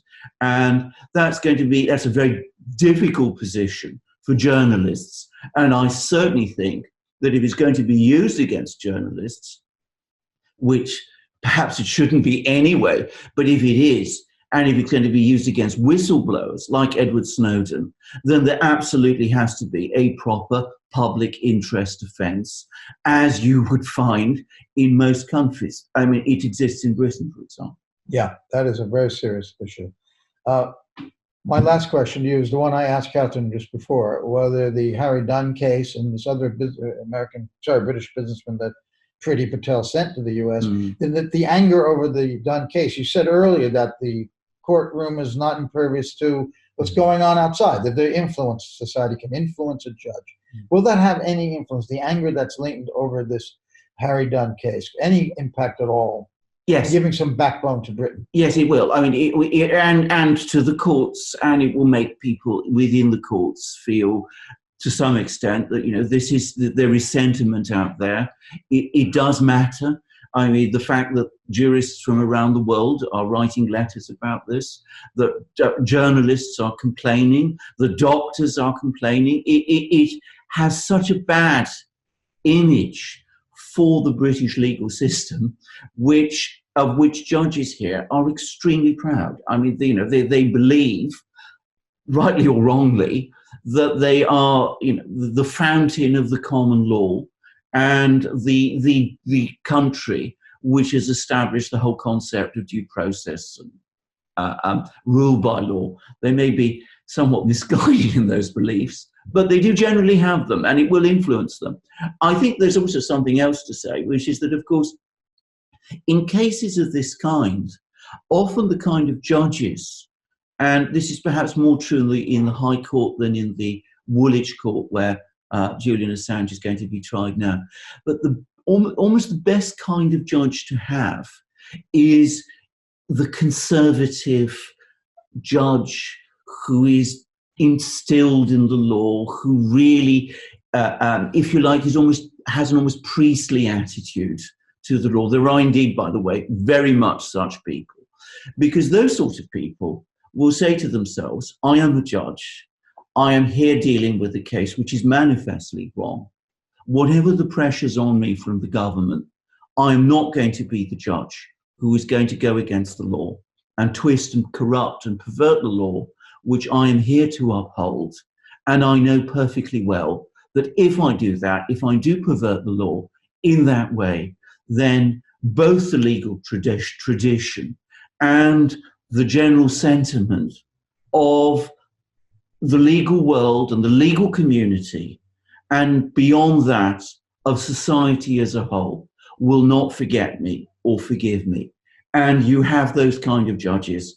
I have encountered that myself. I've seen people like that who take the law and their responsibilities as judges extremely seriously. So that is something which we should not overlook or forget in this case. And as I said at the start of our interview, I am more hopeful than I was. Well, Alexander Mercouris, thank you very, very much for joining us. You're watching CN Live. Sir Patrick's with us here outside. That is Big Ben there, unfortunately behind scaffolding. But Patrick lives here in the UK, and he's down in London here for the event. So I was in we just attended. Patrick, what is your feeling, your personal feeling going into Mondays here? I'm very positive because of all the support that's been building. The fact that there's Prime Minister's questions, there's people talking about it in that building behind us in the House of Commons. That wasn't happening 8 months ago, and all these thousands of people that have come out, that wasn't happening. When Julian Assange got arrested, there was about 40 or 50 of us at Belmarsh prison. And look at it now. So this means that it's getting traction. And that means there's going to be pressure on politicians, pressure on the judiciary, because as we said when we interviewed it long ago on this, that the decisions that are made inside the court do not happen in a vacuum. They're very much influenced by what's happening outside the court. So this is important, but what's happening now in government is more in the media, and I think it's getting so ridiculous now. It was all the pardon my French, am I allowed to swear? You can swear. All the bullshit is falling to the wayside now because we're coming down to the main event. The bullshit's hitting the fan now. Yes, we're at the main event. So people are beginning to see now that this case is held together by band-aids and matchsticks on the United States side. And as much as they want to throw Julian Assange into the basement of Fort Leavenworth or Terre Haute, Indiana, or whatever, the fact of the matter is they're going to have a very hard time putting this case together and making it work. And you talked about external factors here. You live here in Britain, so you know very well about what's going on with the Harry Dunn case. Yes. And also Lewis, I think his name, a businessman who has been extradited. Tell us how those two cases could impact Julian. It's caused anger, and Britain has in both of those cases. Well, this is the timing of this is interesting, especially post-Brexit, because Britain is meant to be independent, is meant to be standing on its 2 feet. They've evoked national pride in the whole movement against Brussels, not Washington. Against Brussels. So, but does that mean that Britain becomes a vassal state of the United States? And there's people saying this now because of the Harry Dunn case. Both of those cases are important, but because Harry Dunn is a teenager and it was a hit and run, it was just so egregious. And the culprit is a U.S. intelligence operative or wife of. And so that's very emotive. And what happened to her? What did she do after killing this She gave a breathalyzer when the police came, and then she left 3 weeks. She absconded 3 weeks later to the United States. Britain is trying to get her extradited here, is that right? Yeah. So she's been charged by the Crown Prosecution Service? She has, in absentia. She's been charged with, she would likely convicted with dangerous driving. She might not serve any time, but that's not the point. The point is there's a double standard, and it shows this precedent that the United States does not honor the extradition treaty between the U.S. and Britain. So why should Britain honor the same treaty with the United States? That's the question with Julian Assange on a much bigger case with huge, profound implications globally and for the press. Now Corbyn got Johnson to admit that this should be looked at, that it's a lopsided extradition treaty, as Corbyn called it. He said, yes, I think we certainly should look at that the right honourable gentleman has a point. Then he brought up Assange. So could it have an impact on the Assange case? He did sneak that in nicely. He snuck it in, yeah. It was after setting up Johnson. Very well done, and I hope it's going to become obvious that you can't just stand around and let this happen. He should be released now. The trial should be thrown out on Monday. It's absolutely politicized. This is why the defense, in my opinion, brought up this point about the Dana Rohrabacher visit, which was already known. But they brought that up again, I think, on purpose to show that it is already politicized. There was already a quid pro quo that was happening. Do you think that the defense will or should put a motion to dismiss immediately because the prosecuting government eavesdropped on the conversations that the defendant had with his lawyers? That would be thrown out of any other case immediately. And then there's that, and that's they have, the defense has so many slam dunks to throw this case out right now, and Julian Assange should not be incarcerated. The problem is the forces that are behind there that Kristinn Hrafnsson was talking about today. He said there are dark forces at play. There's dark forces behind. These are the same dark forces that are droning people, that are killing people. That's what we're dealing with here. So as much as there are good people in government or good people in the judiciary that would like to, see the end of this and just wash their hands of it, the fact is there's some powerful forces behind that want to keep this game going for as long as possible, even if it means they're going to eventually let him go or do an extradition deal to ship him off to France or whatever. Even if, but that whole process is to keep him on ice for as long as possible. Because I'll tell you something, Julian Assange is, especially during this election, he is one of the most influential political voices now on social media, a thought leader, an intellectual, and he has absolute symbolic ironclad street credentials in terms of free speech and freedom of the press right now. So you think they'll keep him gagged at least after the election? At least. Patrick, thank you so much. Thank you, Joe. Yeah. We'll see you around. You'll be at Belmarsh? I will. Okay. Yeah. See you then. I'll be there in the scrum. So, Randy, thanks for joining us again.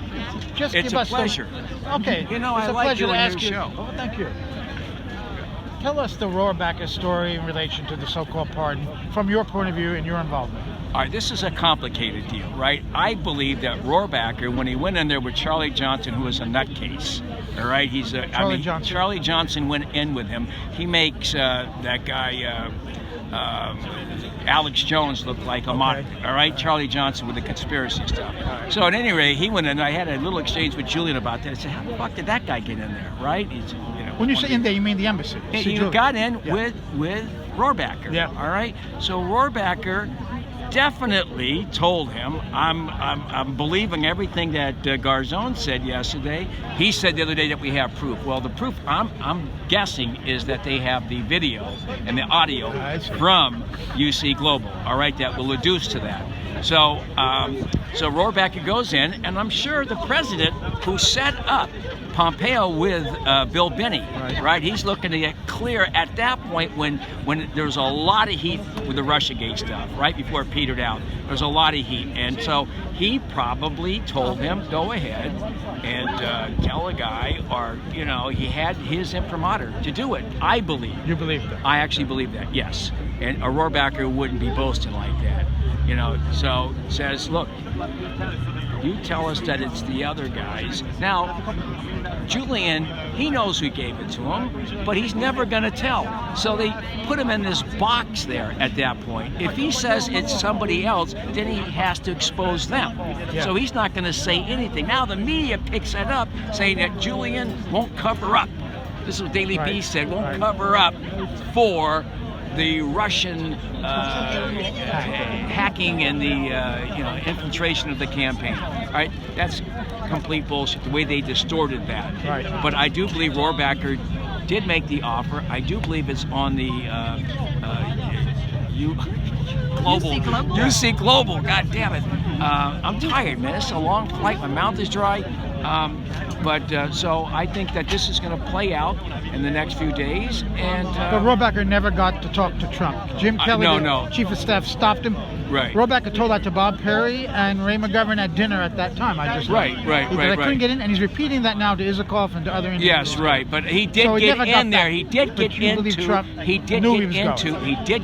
the embassy. That's absolutely true. Yeah, all right? He did not get in a meeting with Trump because Kelly. No, what happened with him. Adam Schiff? Because all right. Was this related to this, or is that a separate? No, this is in 2018 when I got dragged into this Russiagate shit.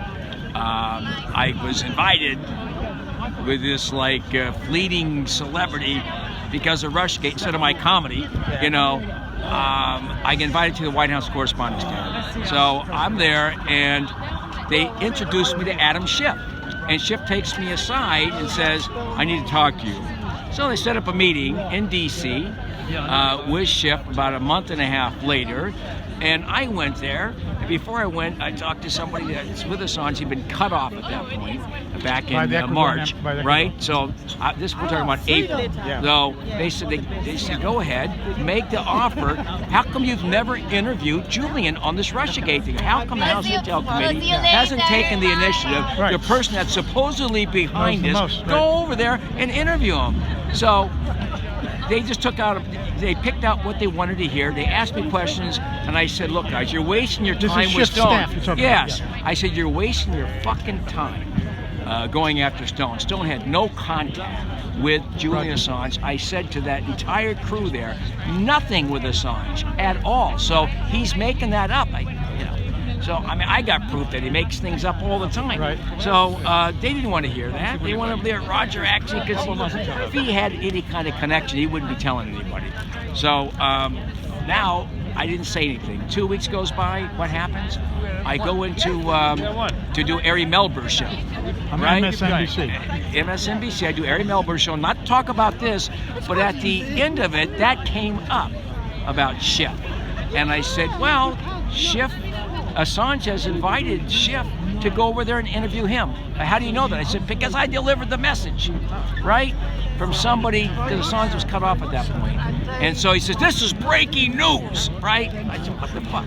So then they got Schiff on the phone, and Schiff says, we will see Assange when he's in custody, which tipped the mitt that the Justice Department back then had him in their sights, and he was going to be indicted. In other words, Schiff, in fact, Max Blumenthal did a story on it. That right there, they divulged that there was some kind of secret indictment. Way before there was he an knew indictment. it, Schiff. Now, are you familiar with the Jim Comey and Senator Warren of Virginia also crushing a negotiation between Assange representative and a DOJ representative to have him come and bring testimony in exchange for immunity to come? Do you know? Are you familiar with that? I'm familiar with that, but I have no inside information on it. So these are three separate incidents. Right. Like I can give you those two, and that's it.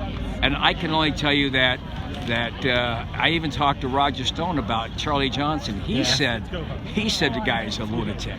All right, this 2017. Stone said that Johnson's a lunatic. Yes. So why he brought him in there, Rohrbacher lost all credibility. Randy, we're going to have that drink or non-drink. All right, this week. Tomorrow night. Yes. How about that? In Belmarsh. All right. Okay, I hear they got some great bars there. Sunday night. All right. Fantastic. Take care. Thank you.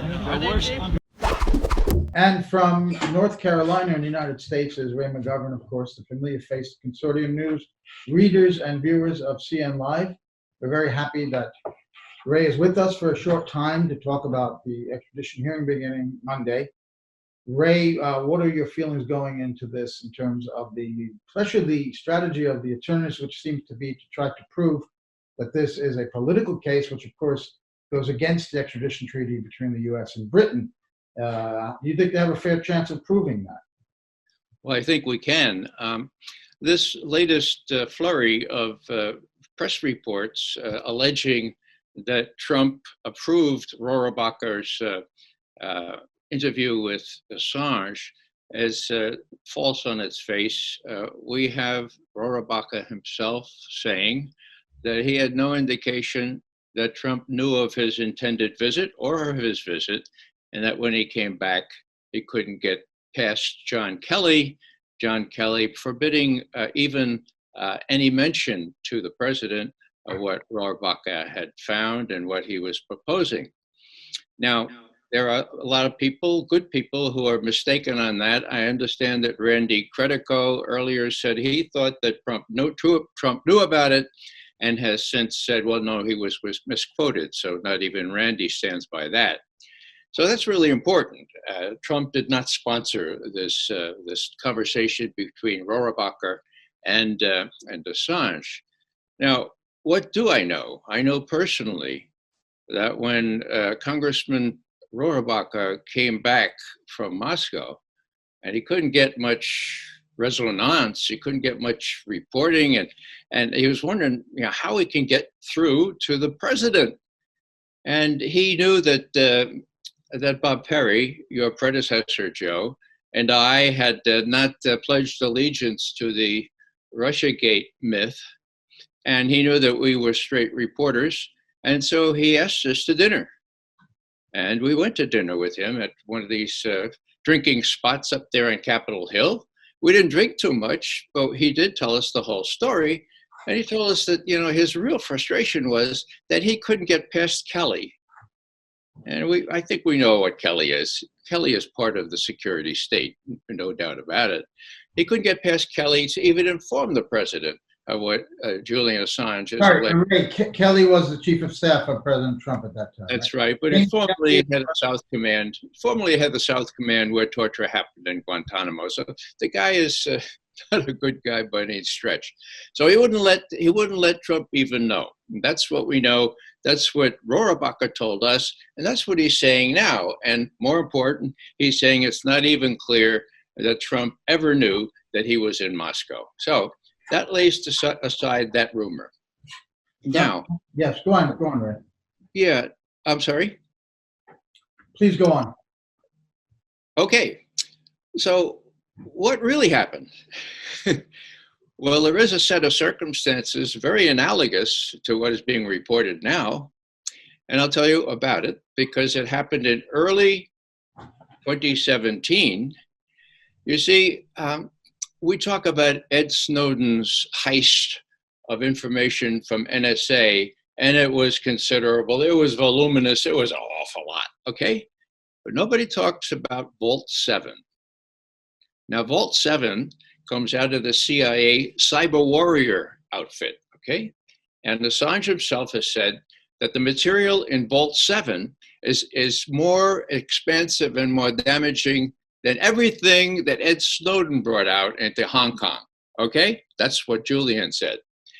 And the CIA must have known that this fellow, whoever it was, leaked, not hacked, okay? It's WikiLeaks, not WikiHacks. He leaked this stuff to Assange, and Assange knew he had it, and the security services in our country knew he had it. So there began a negotiation between Assange's lawyer, named Waldman, and a lawyer representing the CIA. Now, lawyers representing the CIA are always part of the Justice Department. That's just the way it goes. Now, his name was Laufman, and they came very close to having a deal. What was the deal? The deal was that Assange would undertake to redact some of the more damaging, some of the more dangerous detail in Vault 7, and sort of make sure that nobody was exposed who's working in denied areas, as we used to call them, hostile countries. And he would also tell, by the way, who it wasn't that gave that information. That is the information from the Democratic National Committee to him, WikiLeaks, Julian Assange. Now they had this deal going. Laufman for the Justice Department was really, really, really happy because the CIA really wanted to make this deal.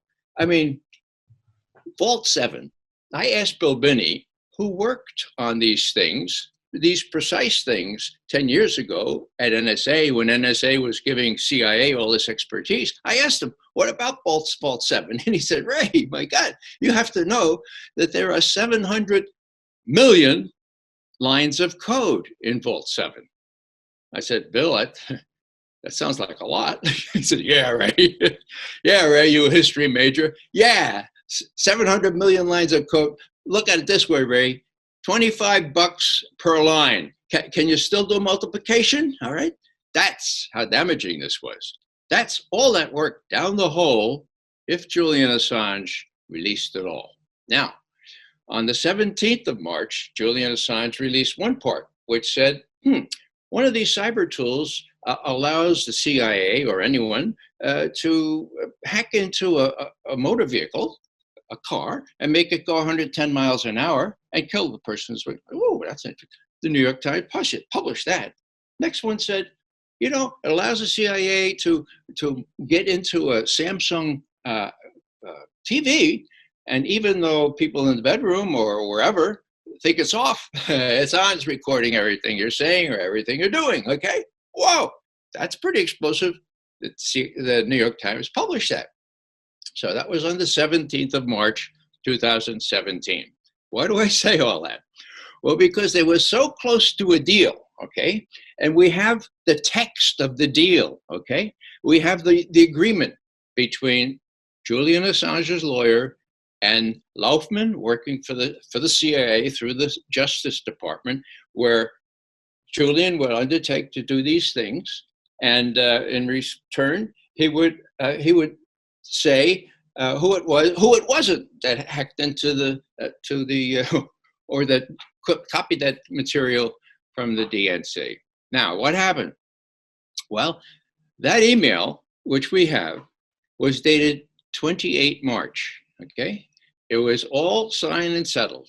And then somebody, we think it was Waldman, Assange's lawyer, who must have been incredibly naive, said, oh, I know there's a senator working on the Senate Intelligence Committee, Mark Warner. Yeah, he's interested in this. Maybe I'll ask him if we can do anything for him.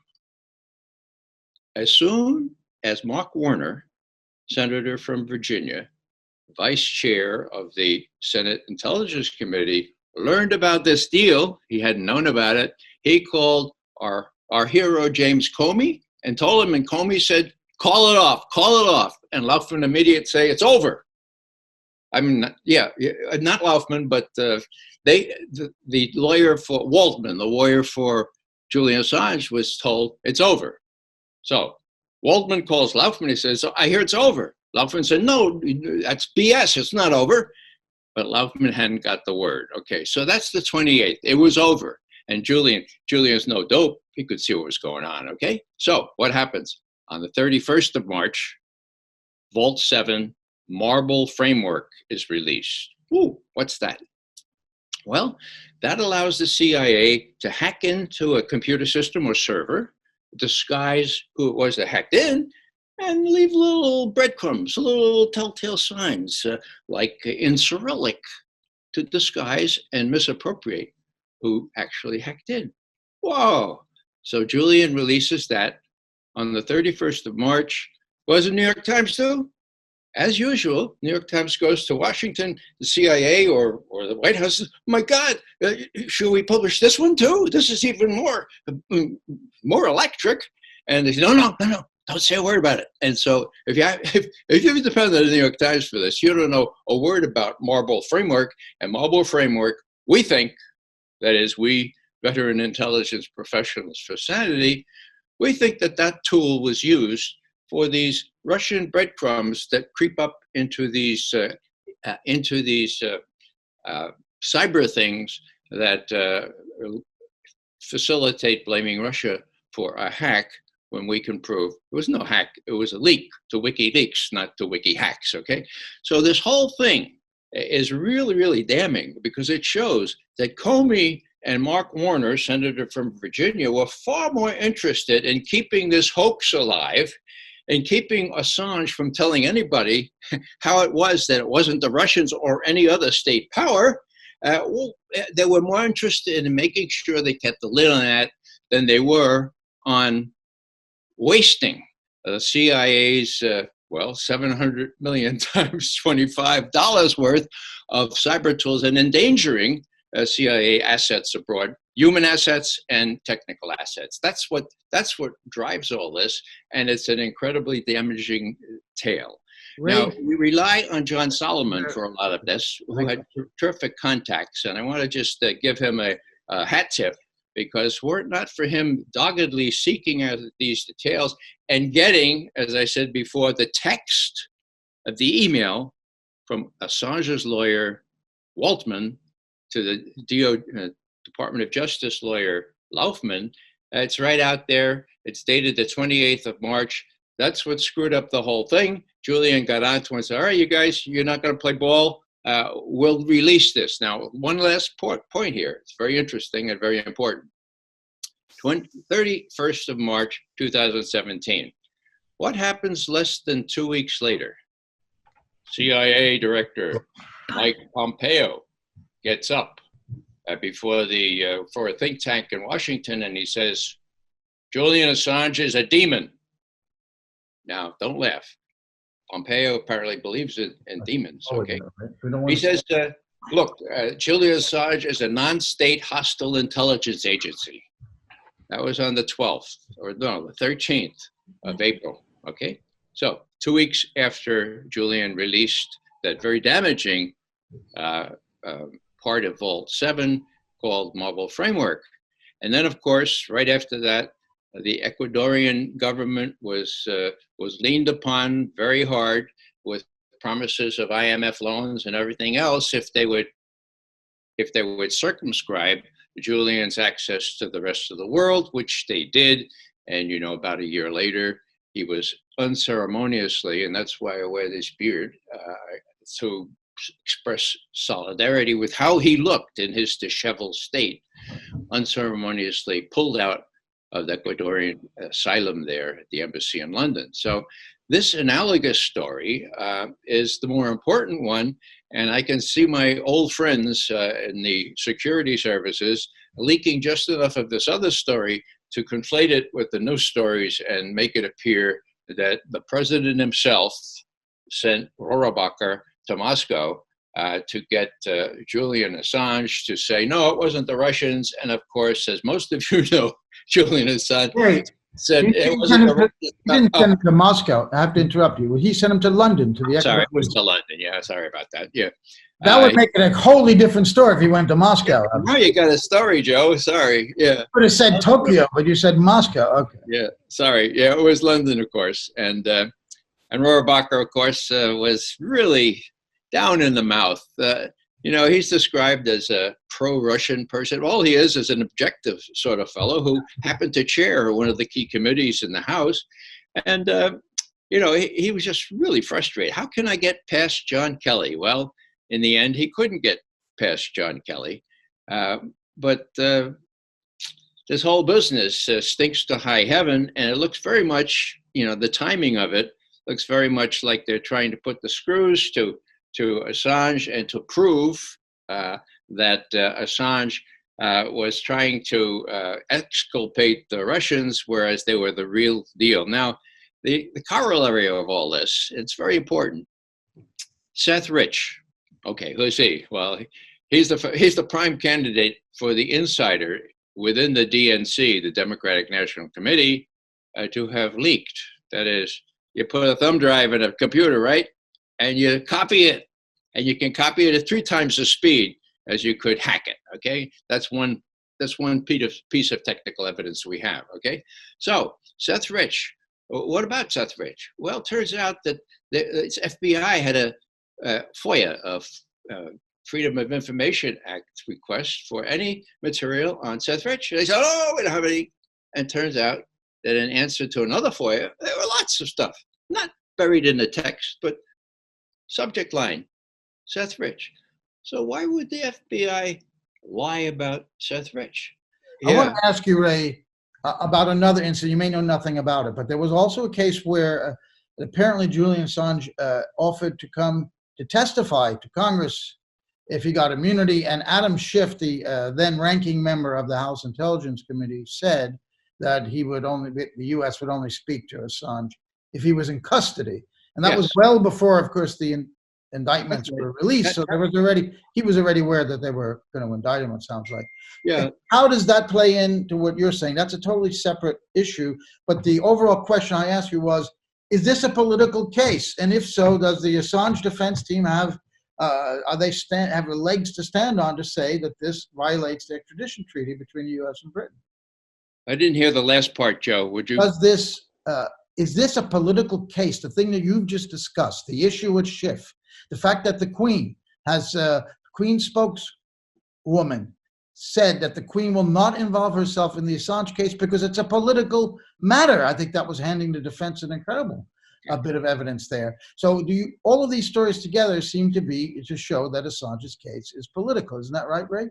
Yeah, well, with due respect, I don't care much for the Queen, okay? But there is an extradition treaty which prohibits this kind of extradition for political offenses. We all know that. And if this can be shown, as it has been, very, very clearly, here's, you mentioned Schiff. Well, that was public. He made that public. That's not any secret. The business about Rohrabacher is all muddled now, but we have the email, okay? So what we need to do is simply say, look, the real story is in this email, which offered conditional asylum or conditional freedom to Assange. The email was dated the 28th of March, 2017, and it's extant. It's there. We have the copy. So why didn't they go through with this? Well, we know. It was Jim Comey who was alerted by Senator Mark Warner, a main proponent of Russiagate, said, look, my God, what they're going to, Julian Assange is going to say it wasn't the Russians and give technical information proving it wasn't the Russians. That was the new element. He was going to give technical information proving that it wasn't the Russians. And of course, Mark Warner tells Comey tells the Justice Department to stand down and or tells the Assange lawyer to sit down. And the guy in Justice, this fellow Laufman, was the last one to know it was shut down. But when Waldman told him, Julian's attorney, he had to, swallow it and say, well, this sounded like BS in the beginning, but all right, let's stand down.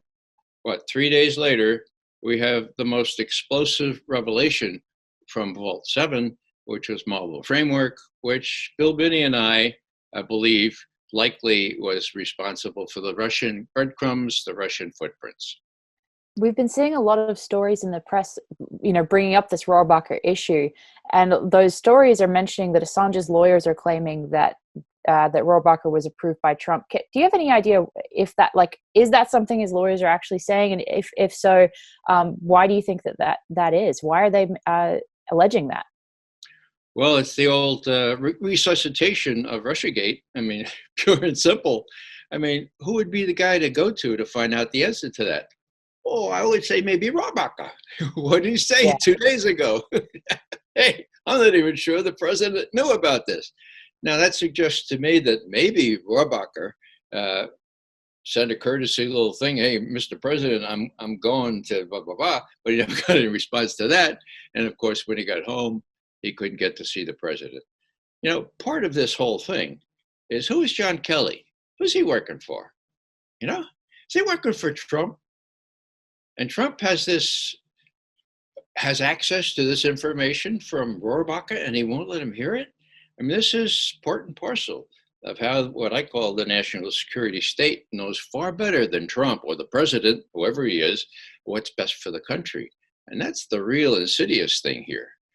I am getting all kinds of subpoenas from his lawyers asking me for all manner of things, and especially and pointedly, any evidence I have showing that it was not a Russian hack, but that it was a leak. I guess they're expecting that they will uncover an email from my old friend Vladimir Vladimirovich Putin saying, Ray, way to go, you keep going there, keep that, I mean, hello, they're out of their gourd.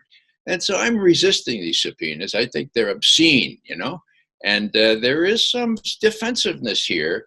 And if I were to have to say anything about this fellow whose name we can't mention, I would say he's exhibiting guilty behavior.